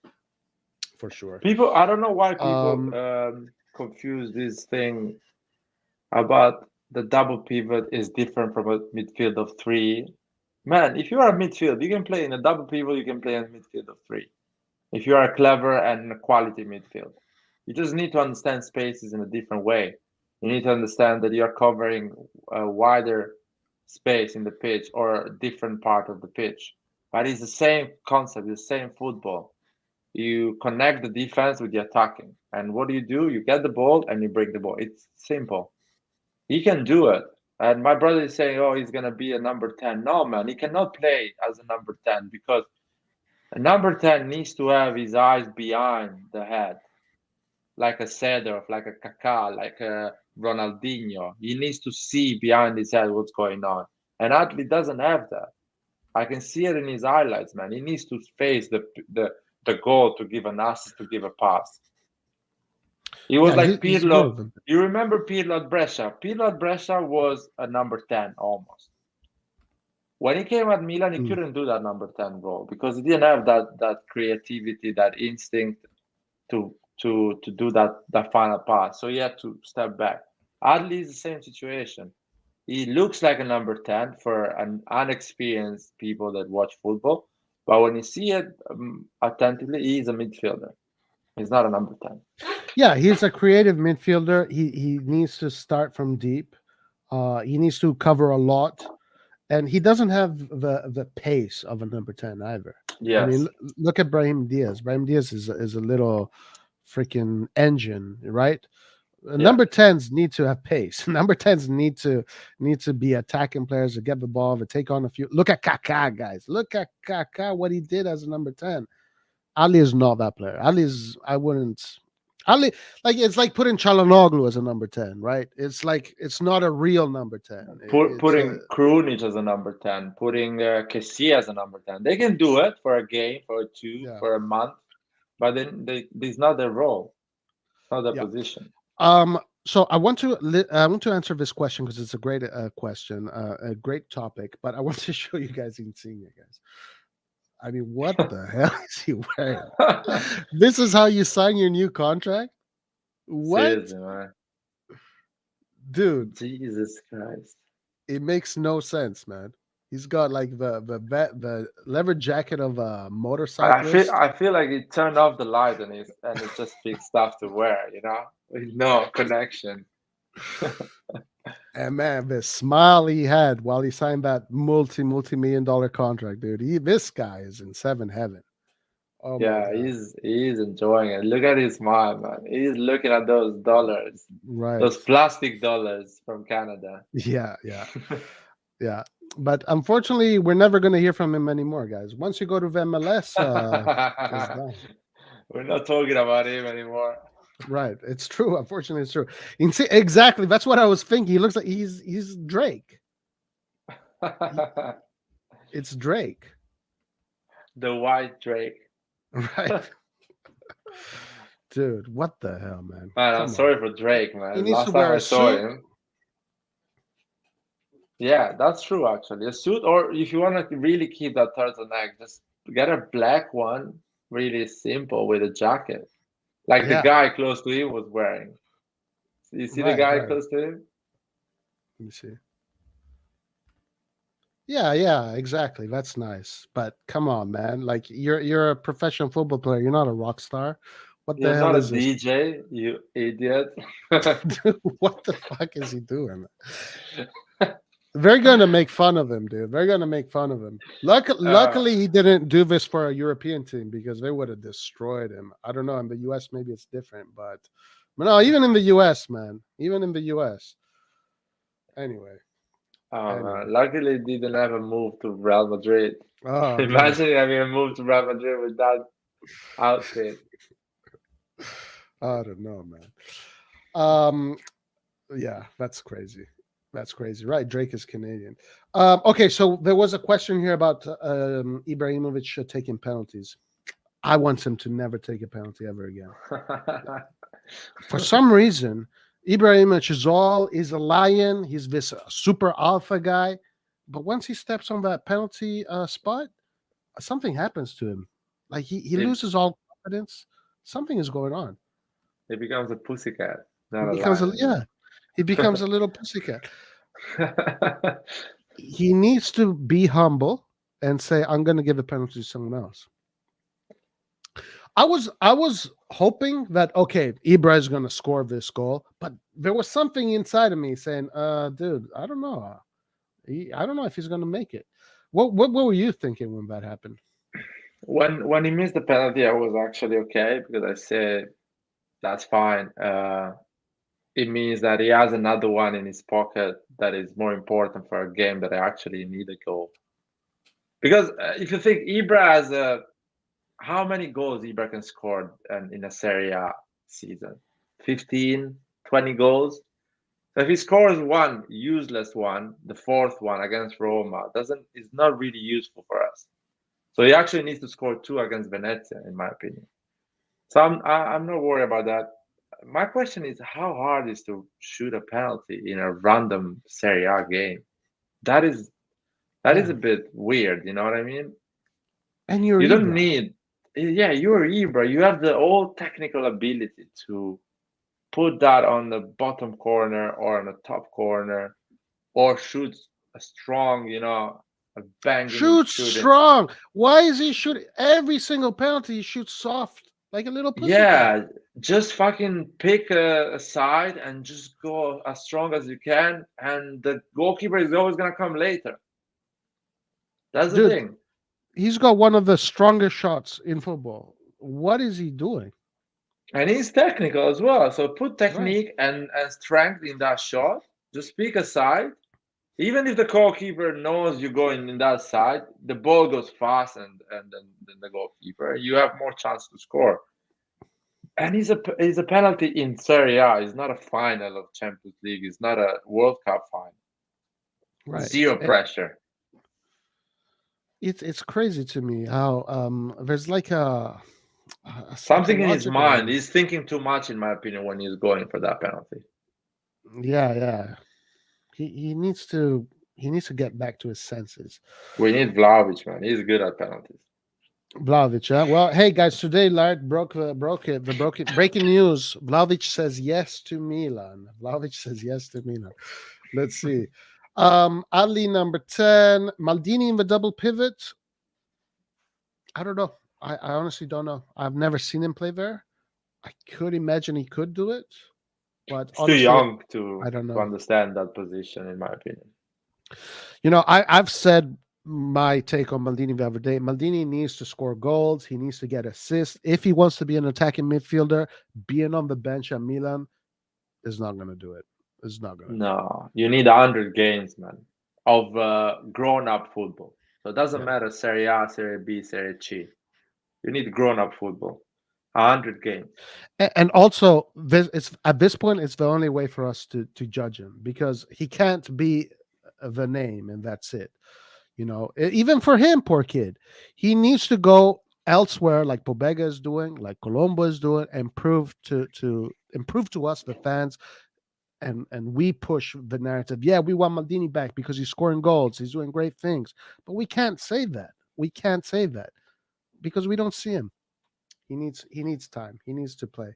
So the loan thing probably should happen. Okay. A few more comments here. Ali is going to put Diaz on the bench, your brother says, Lard. Okay, man. They are saying Messias is gonna put Salamakis in the bench. Salamakis is playing all the games, by the way, and he has most minutes Right, in the team, more than Mike Magnan, by the way. man. So You're right. I was thinking about Salamakers the other day, and I'm thinking, man, it's so bad how people just shit on this player, and it's because people. No offense to anybody, but there's a lot of football illiteracy. And it's like it's so unfair the shitting that goes. This player fucking runs his ass off for us, and his role is particular, and just so many people just cannot see it, and they and he's 22, man. He's 22. At yeah, his age, yeah, people play for Fiorentina, play for Sassuolo, play for right, Sampdoria. yep, They don't try to win Champions Leagues or Serie A.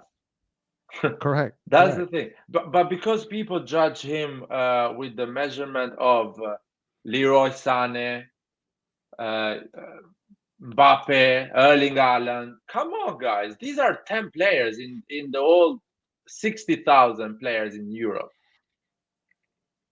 They yeah, want that. They want the flair. Without a flair, you are no one.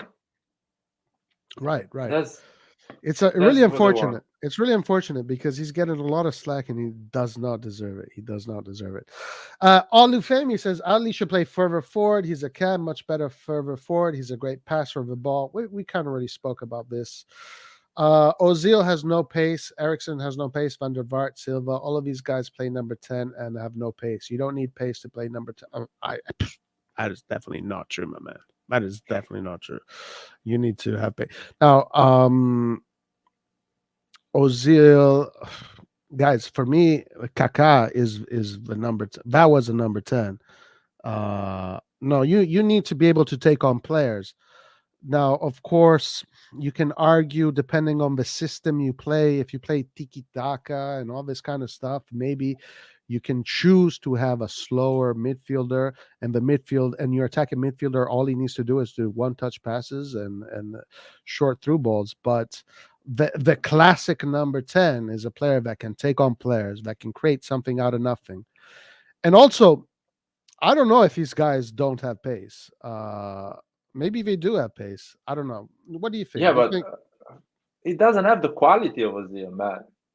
I know Ozil maybe doesn't have the pace of Kaká, but he doesn't have the quality of Ozil. are you talking about Go Ali, right? hardly. It's like Ozil at his age was winning World Cup for fuck's sake. He was playing for Real Madrid and trying to win La Liga against Messi. Mm, It's not James Rodriguez at his age was doing insane thing. Stop! You guys are dreaming. He's that player. If he's that player, yes, but he's not. So mm. anyway, we're gonna see that, and I don't think Milan gives the number 10 to Diaz to bring another guy to play instead of Right, Diaz. right, right. And guys, I Milan don't is think. yeah. No, I think Milan is counting on Diaz. I think they believe in this player. I think they really believe in this player. I think they really like Diaz, and I think Diaz in training in at Milanello is proving to the management that he's worth the investment. He's worth their time. Who's going to take penalties when Giroud and Kessie aren't there? Laird. Who's going to take the penalties? Tonali. Tonali, I've seen him take penalties in penalty shootouts. He's always scored. Um, I wouldn't mind Leao as well. I don't think I've ever seen Lau take a penalty. Have you seen him take a penalty? No, but it's not so difficult, man. It's just I don't know. It's just fast about penalties, man. Right. I mean, Look, go Florenzi. Florenzi can score a penalty. yeah, Florenzi, definitely penalty taker. Yeah, I can see that. Magnan, let's bring Magnan, Magnan. I would take Why Magnan as a not? If penalty. everyone is shitting themselves to shoot a penalty, just give it to Magnan. Right, Magnan is definitely not going to shit himself. One thing that Magnan is Exactly. never going to do is shit himself. He's gonna tell the goalkeeper, "I'm gonna shoot there," and he's gonna shoot it there, and Right. and celebrate. So Yeah. I'm not concerned about that. Honestly, he's lost a little confidence when it comes to it. Oh, he's talking about the penalties. Okay, let's see. Romagnoli penalties are crazy good. Romagnoli, I don't remember seeing his penalties. Romagnoli does not give me that much confidence, to be honest with you. My penalties are crazy good. Yeah, you're a good penalty taker. Yeah, I mean, when I was shooting penalties, I was fine. Especially penalties on when I was a teenager, 15, 16, those semifinals, when you finish a draw after 120 minutes, you're shooting a penalty. I was fine with that. People were scared. I was like, cannot wait to shoot a penalty. Just it's a fun moment until you miss it, of course. Right. Yeah.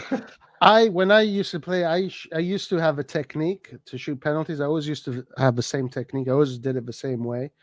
Then I developed another technique, which was to look at the goalkeeper and then decide at the last minute where to shoot by looking at the goalkeeper.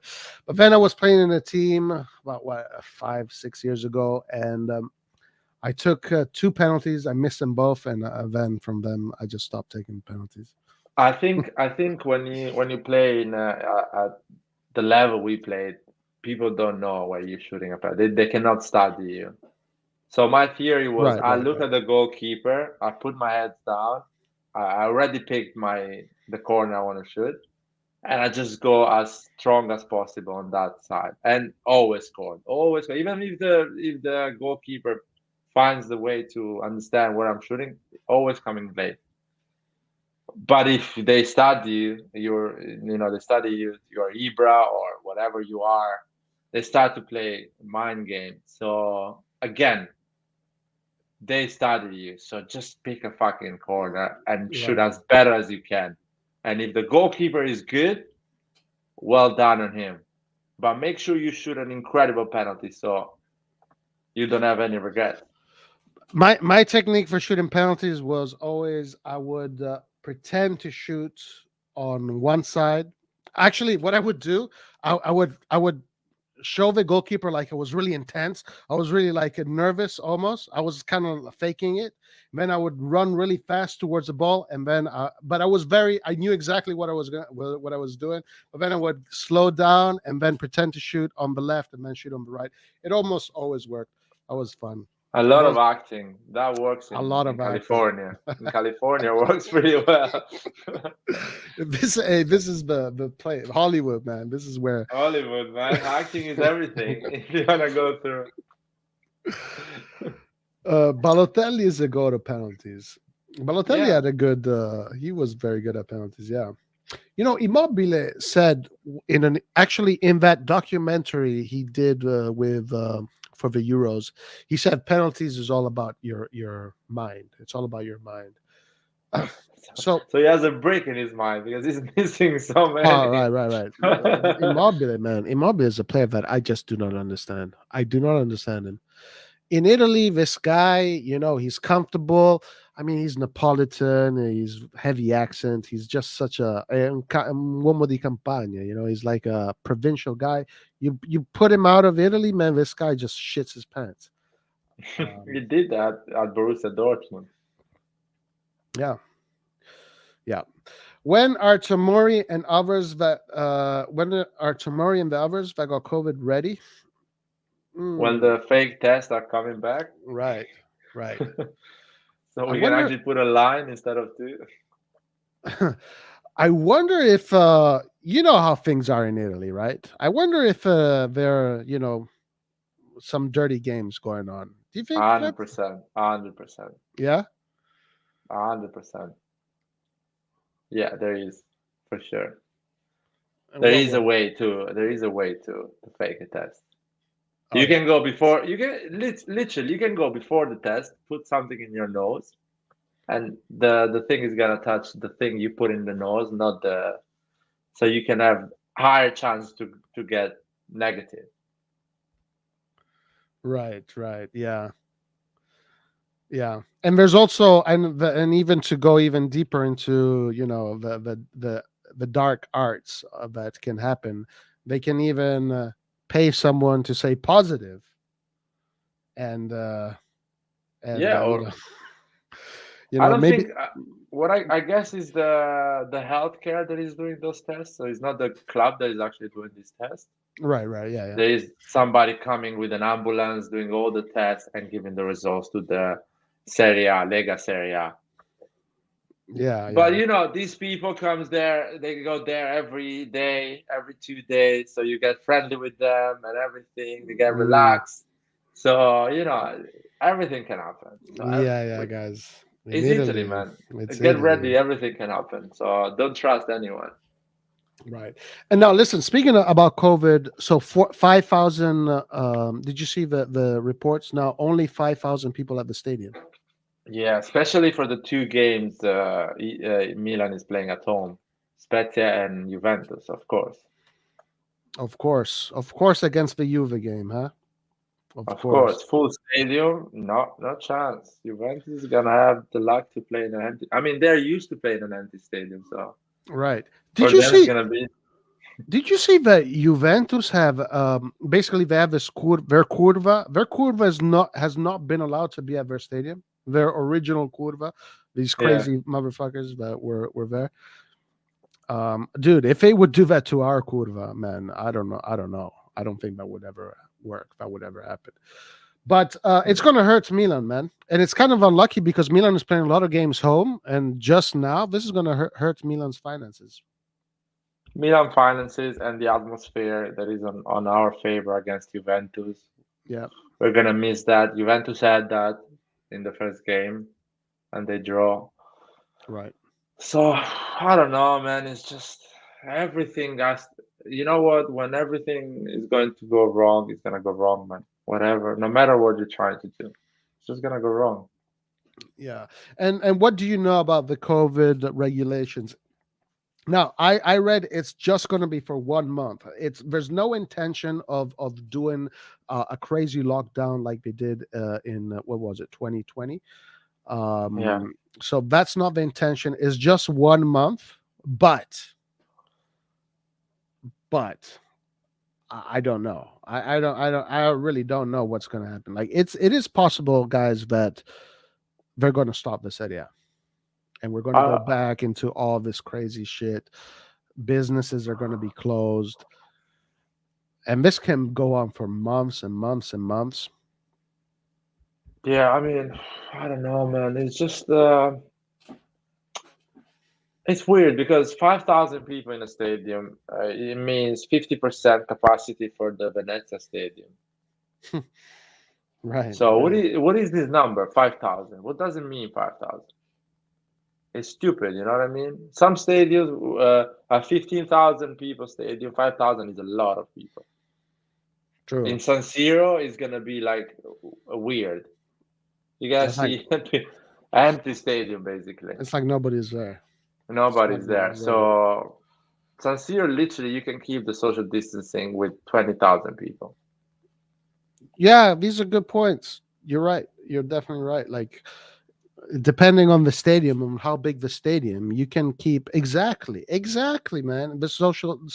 You don't need to put 5,000 people in a stadium that can hold 80,000 people, and then you put 5,000 people in a stadium that can hold 10,000 people. There's absolutely no reasoning to this. There's no logic. No reason at all. And you can tell the Curva Sur, listen, guys, I know you guys are 500 people, but I can just bring 200 of you guys inside.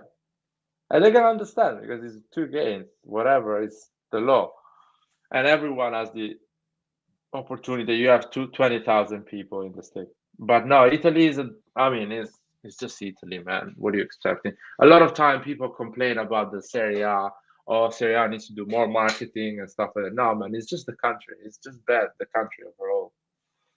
The Yeah, economy and the people that run the country is just bad. it's a mess. It's a Simple as total that. mess. Okay, like listen, let's go towards the end because we got to finish soon. Milan played bad in San Siro without fans. I don't think so. I think in the beginning it helped us, and then towards the later stages, I think we needed the fans. But I have a question, and I want to see what your opinion is and what maybe the chat's opinion is. So Salernitana, speaking of COVID, did not play its previous game. So Salernitana is coming into this game very not Salernitana, sorry. Venezia didn't play against Salernitana because of COVID. So Venezia is coming into this game quite fresh. We played 2 days ago against a very strong team. Roma, a team where we spent a lot of energy.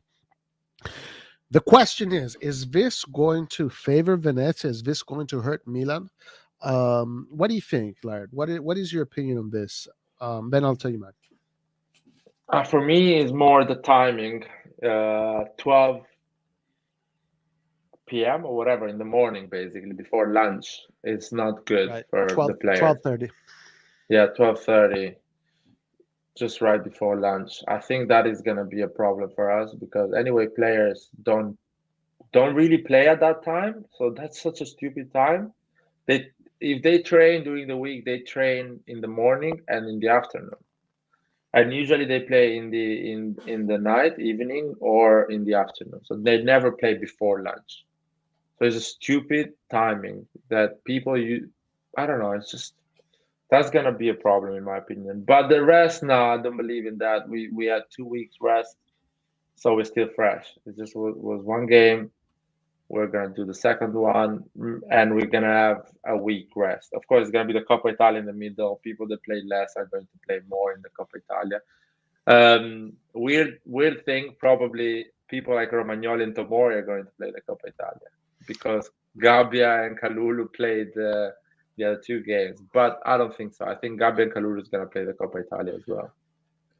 Yeah. So I think right now the quarantine procedures are maybe not as lenient as they were. But we have to wait and see if these guys get a negative test. Like they could be positive for a month, right? No, a week. Remember, Diaz and Theo Hernandez, they came back after a week. Yeah. With this variant, right? With this Omicron or whatever, it seems like it's shorter. I hope it's short. I hope it's short. I want to see that. I want to see it being short. I would hate it to be, Tomori is still positive next week. I would hate to see that. Real fast, Laird. Okay, so my opinion on that, I don't know. That's a tough one. That is a tough one. It is true. Venezia's fresh. Milan definitely needed that break. That break did wonders for Milan. Maybe if I were to pick something that kind of worries me, it would be that. But maybe not. Maybe I'm worrying a little bit too much about it. Last thing, Laird. I know you're not a big fan of the Coppa Italia. To be honest with you, never am I. But I am excited to hopefully see Maldini play a full game from the beginning till the end. Do you think we're going to see Maldini? Yeah, I think Maldini is going to play for Coppa Italia because Diaz is going to play against Venezia, so he needs to rest for Coppa Italia. So Maldini is playing for Coppa Italia. Giroud probably is going to have a game in Coppa Italia. I'll see probably Calabria maybe having a start if he doesn't have COVID, or Florenzi. Kalulu, Rebic also, yeah. Gabbia. I think Kerkez is gonna play instead of Theo Hernandez. Yeah. I mean, we don't have anybody else there, so it has to be him. Yeah. Or if Theo Hernandez gets a yellow, so he's not gonna play against Spezia, he can do that game in Coppa Italia. Right, if he gets a yellow, correct. Yeah, and Tonali the same. If he gets a yellow, he can play that in the midfield in Coppa Italia. Yes, because right now we have two players that are on yellows. They get one yellow and they'll be disqualified. Yeah, but if they don't get those yellows, they're not gonna play Coppa Italia. We're gonna put some bench players in Coppa Italia. What I would do if I was Pioli, I would ask Tonali to get a yellow tonight and Theo Hernandez tonight, because what we do not want is for them to get yellows against Spezia. Because if they get yellows against Spezia, they're not playing against Juve. So I would ask them, get your yellow tonight. We can do without you against Spezia, but with Juve, we need all our best players. So I would seriously think about that. I would seriously tell them to do that. Same, I think the same. Not even tonight, just halftime. When they come in, halftime, Theo, just remember, get a yellow. Yeah. When you see me shouting Happy New Year, you go and get a yellow because there is a rule. If they find out you're taking on purpose, Yeah, yeah. you get disqualified for 3 games or something like that. Right, correct. So you need to do it in a clever way, like no one knows. You just do it properly. Yeah, yeah. Yeah, I hope they do because I know, and this was the whole thing about Calciopoli, by the way. The referees give it was one of the things about Calciopoli. Referees giving yellows to players for certain key matches. If they don't get yellows tonight, they will both get a yellow against Spezia. It's the same script all the time. And 100%, 100%. Yeah. Okay, listen, we've done 2 hours. It was good. We spoke about the game is coming up. I think that is more than enough, Laird. We said hello to all of our friends. You don't want to do any predictions, huh? No, man. Actually, I'll tell you the prediction. We're gonna draw. We're gonna draw. I hope not. No, I hope no, not. no, no. But I don't want to give any prediction. I'm not Okay. feeling super confident, but I Gotcha, guess yeah. these guys are gonna do well. Come on, hopefully. Yeah. Let's see. Okay, last thing. Any other important games going on? Oh, Juventus Roma. Oh, dude. Speaking of that, Roma is what they lost. They lost Mancini. They lost Uh, Karlsdrup. yes, they lost a lot of players. So just before Juventus. Just before Juventus, guys. So you're gonna see get the yellows tonight. Tonali, Teo Hernandez, get your yellows tonight. Okay, any predictions on that game? On Roma Juventus, Yeah. Juventus Roma. I think Juventus is gonna win. Roma is so weak, man. I mean, if they have a reaction after that bad game against us, they have a chance because I don't think Juventus is incredibly good. But if they played like the same way, they don't have any chance, man. Juventus is solid. Juventus is gonna go on a counter and score a goal at least. Yeah, yeah. I mean, honestly, I would like a tie. Maybe a tie would be best. Would be perfect, man. Going 15 points from fifth place would be just amazing. Yeah. Let me see who's Napoli playing. Napoli is playing Sampdoria. Inter is playing Atalanta, if I'm not wrong. Udinese is playing Atalanta. And Inter is playing Lazio. Inter Lazio, right? That's going to be a tough one. Inter Lazio, Simone against his old team, Simone Inzaghi. Yeah. What? Any predictions of that one? Inter is going to win, I think. That one. Inter is going to win 6-0. Yeah? No, no. Anti-karma? No, I see a 4-2 for Inter, something like that. They score a lot of goals, but they still concede goals. Sarri's Lazio is really shaky. It's not a solid team. They get a lot of goals. Yeah, I totally agree. 4-2 for Inter, easy win. Easy win. Easy. It would be so easy. Inter is easy peasy. Inter is going to win the Champions League. And the Serie A, don't forget that. And the Serie A. No injuries at all. No, No COVID injuries. cases. They gotta go straight for the title. Easy. Too easy. Smooth. No one is gonna realize they're gonna be champions of everything at the end of the season. Inter is going to be the best thing that has ever happened to football, guys. To Italian football, yeah. Your brother's not happy, huh? I don't care about that. Goofy. Ci sta chiamando Goofy. Is it true, man? That's what we think about Inter. They are too good, man. They don't get any. They're not gonna get any injury until the end of the season. Right. No COVID cases. Nope. Everything is gonna go perfectly right. No bad calls from referees. No injuries. Everything is gonna go well, man. All right, Laird, listen. This was great live today. We did 2 hours. So we're going to have this watch, not the watch along, but we're going to have a live tomorrow, right? Yeah, after the game, I would say the game finished at 2, if I'm not wrong, 2:33. So around 2 hours, 3 hours after the game, we will do a live to just see what's going on. I hope people are not gonna be upset. We win, because this channel gets crazy when we don't win. We are like little kids. If we don't win, we just get upset. So Yeah, we start pointing the finger. I mean, I can't believe that there were certain people that were complaining even against the Roma game. Right. But Yeah, yeah, man. yeah, it's just the way it is. Forza Milan, Joel. Forza Milan, Joel. Forza Milan. Now, guys, Lazio isn't easy right now. Okay, all right.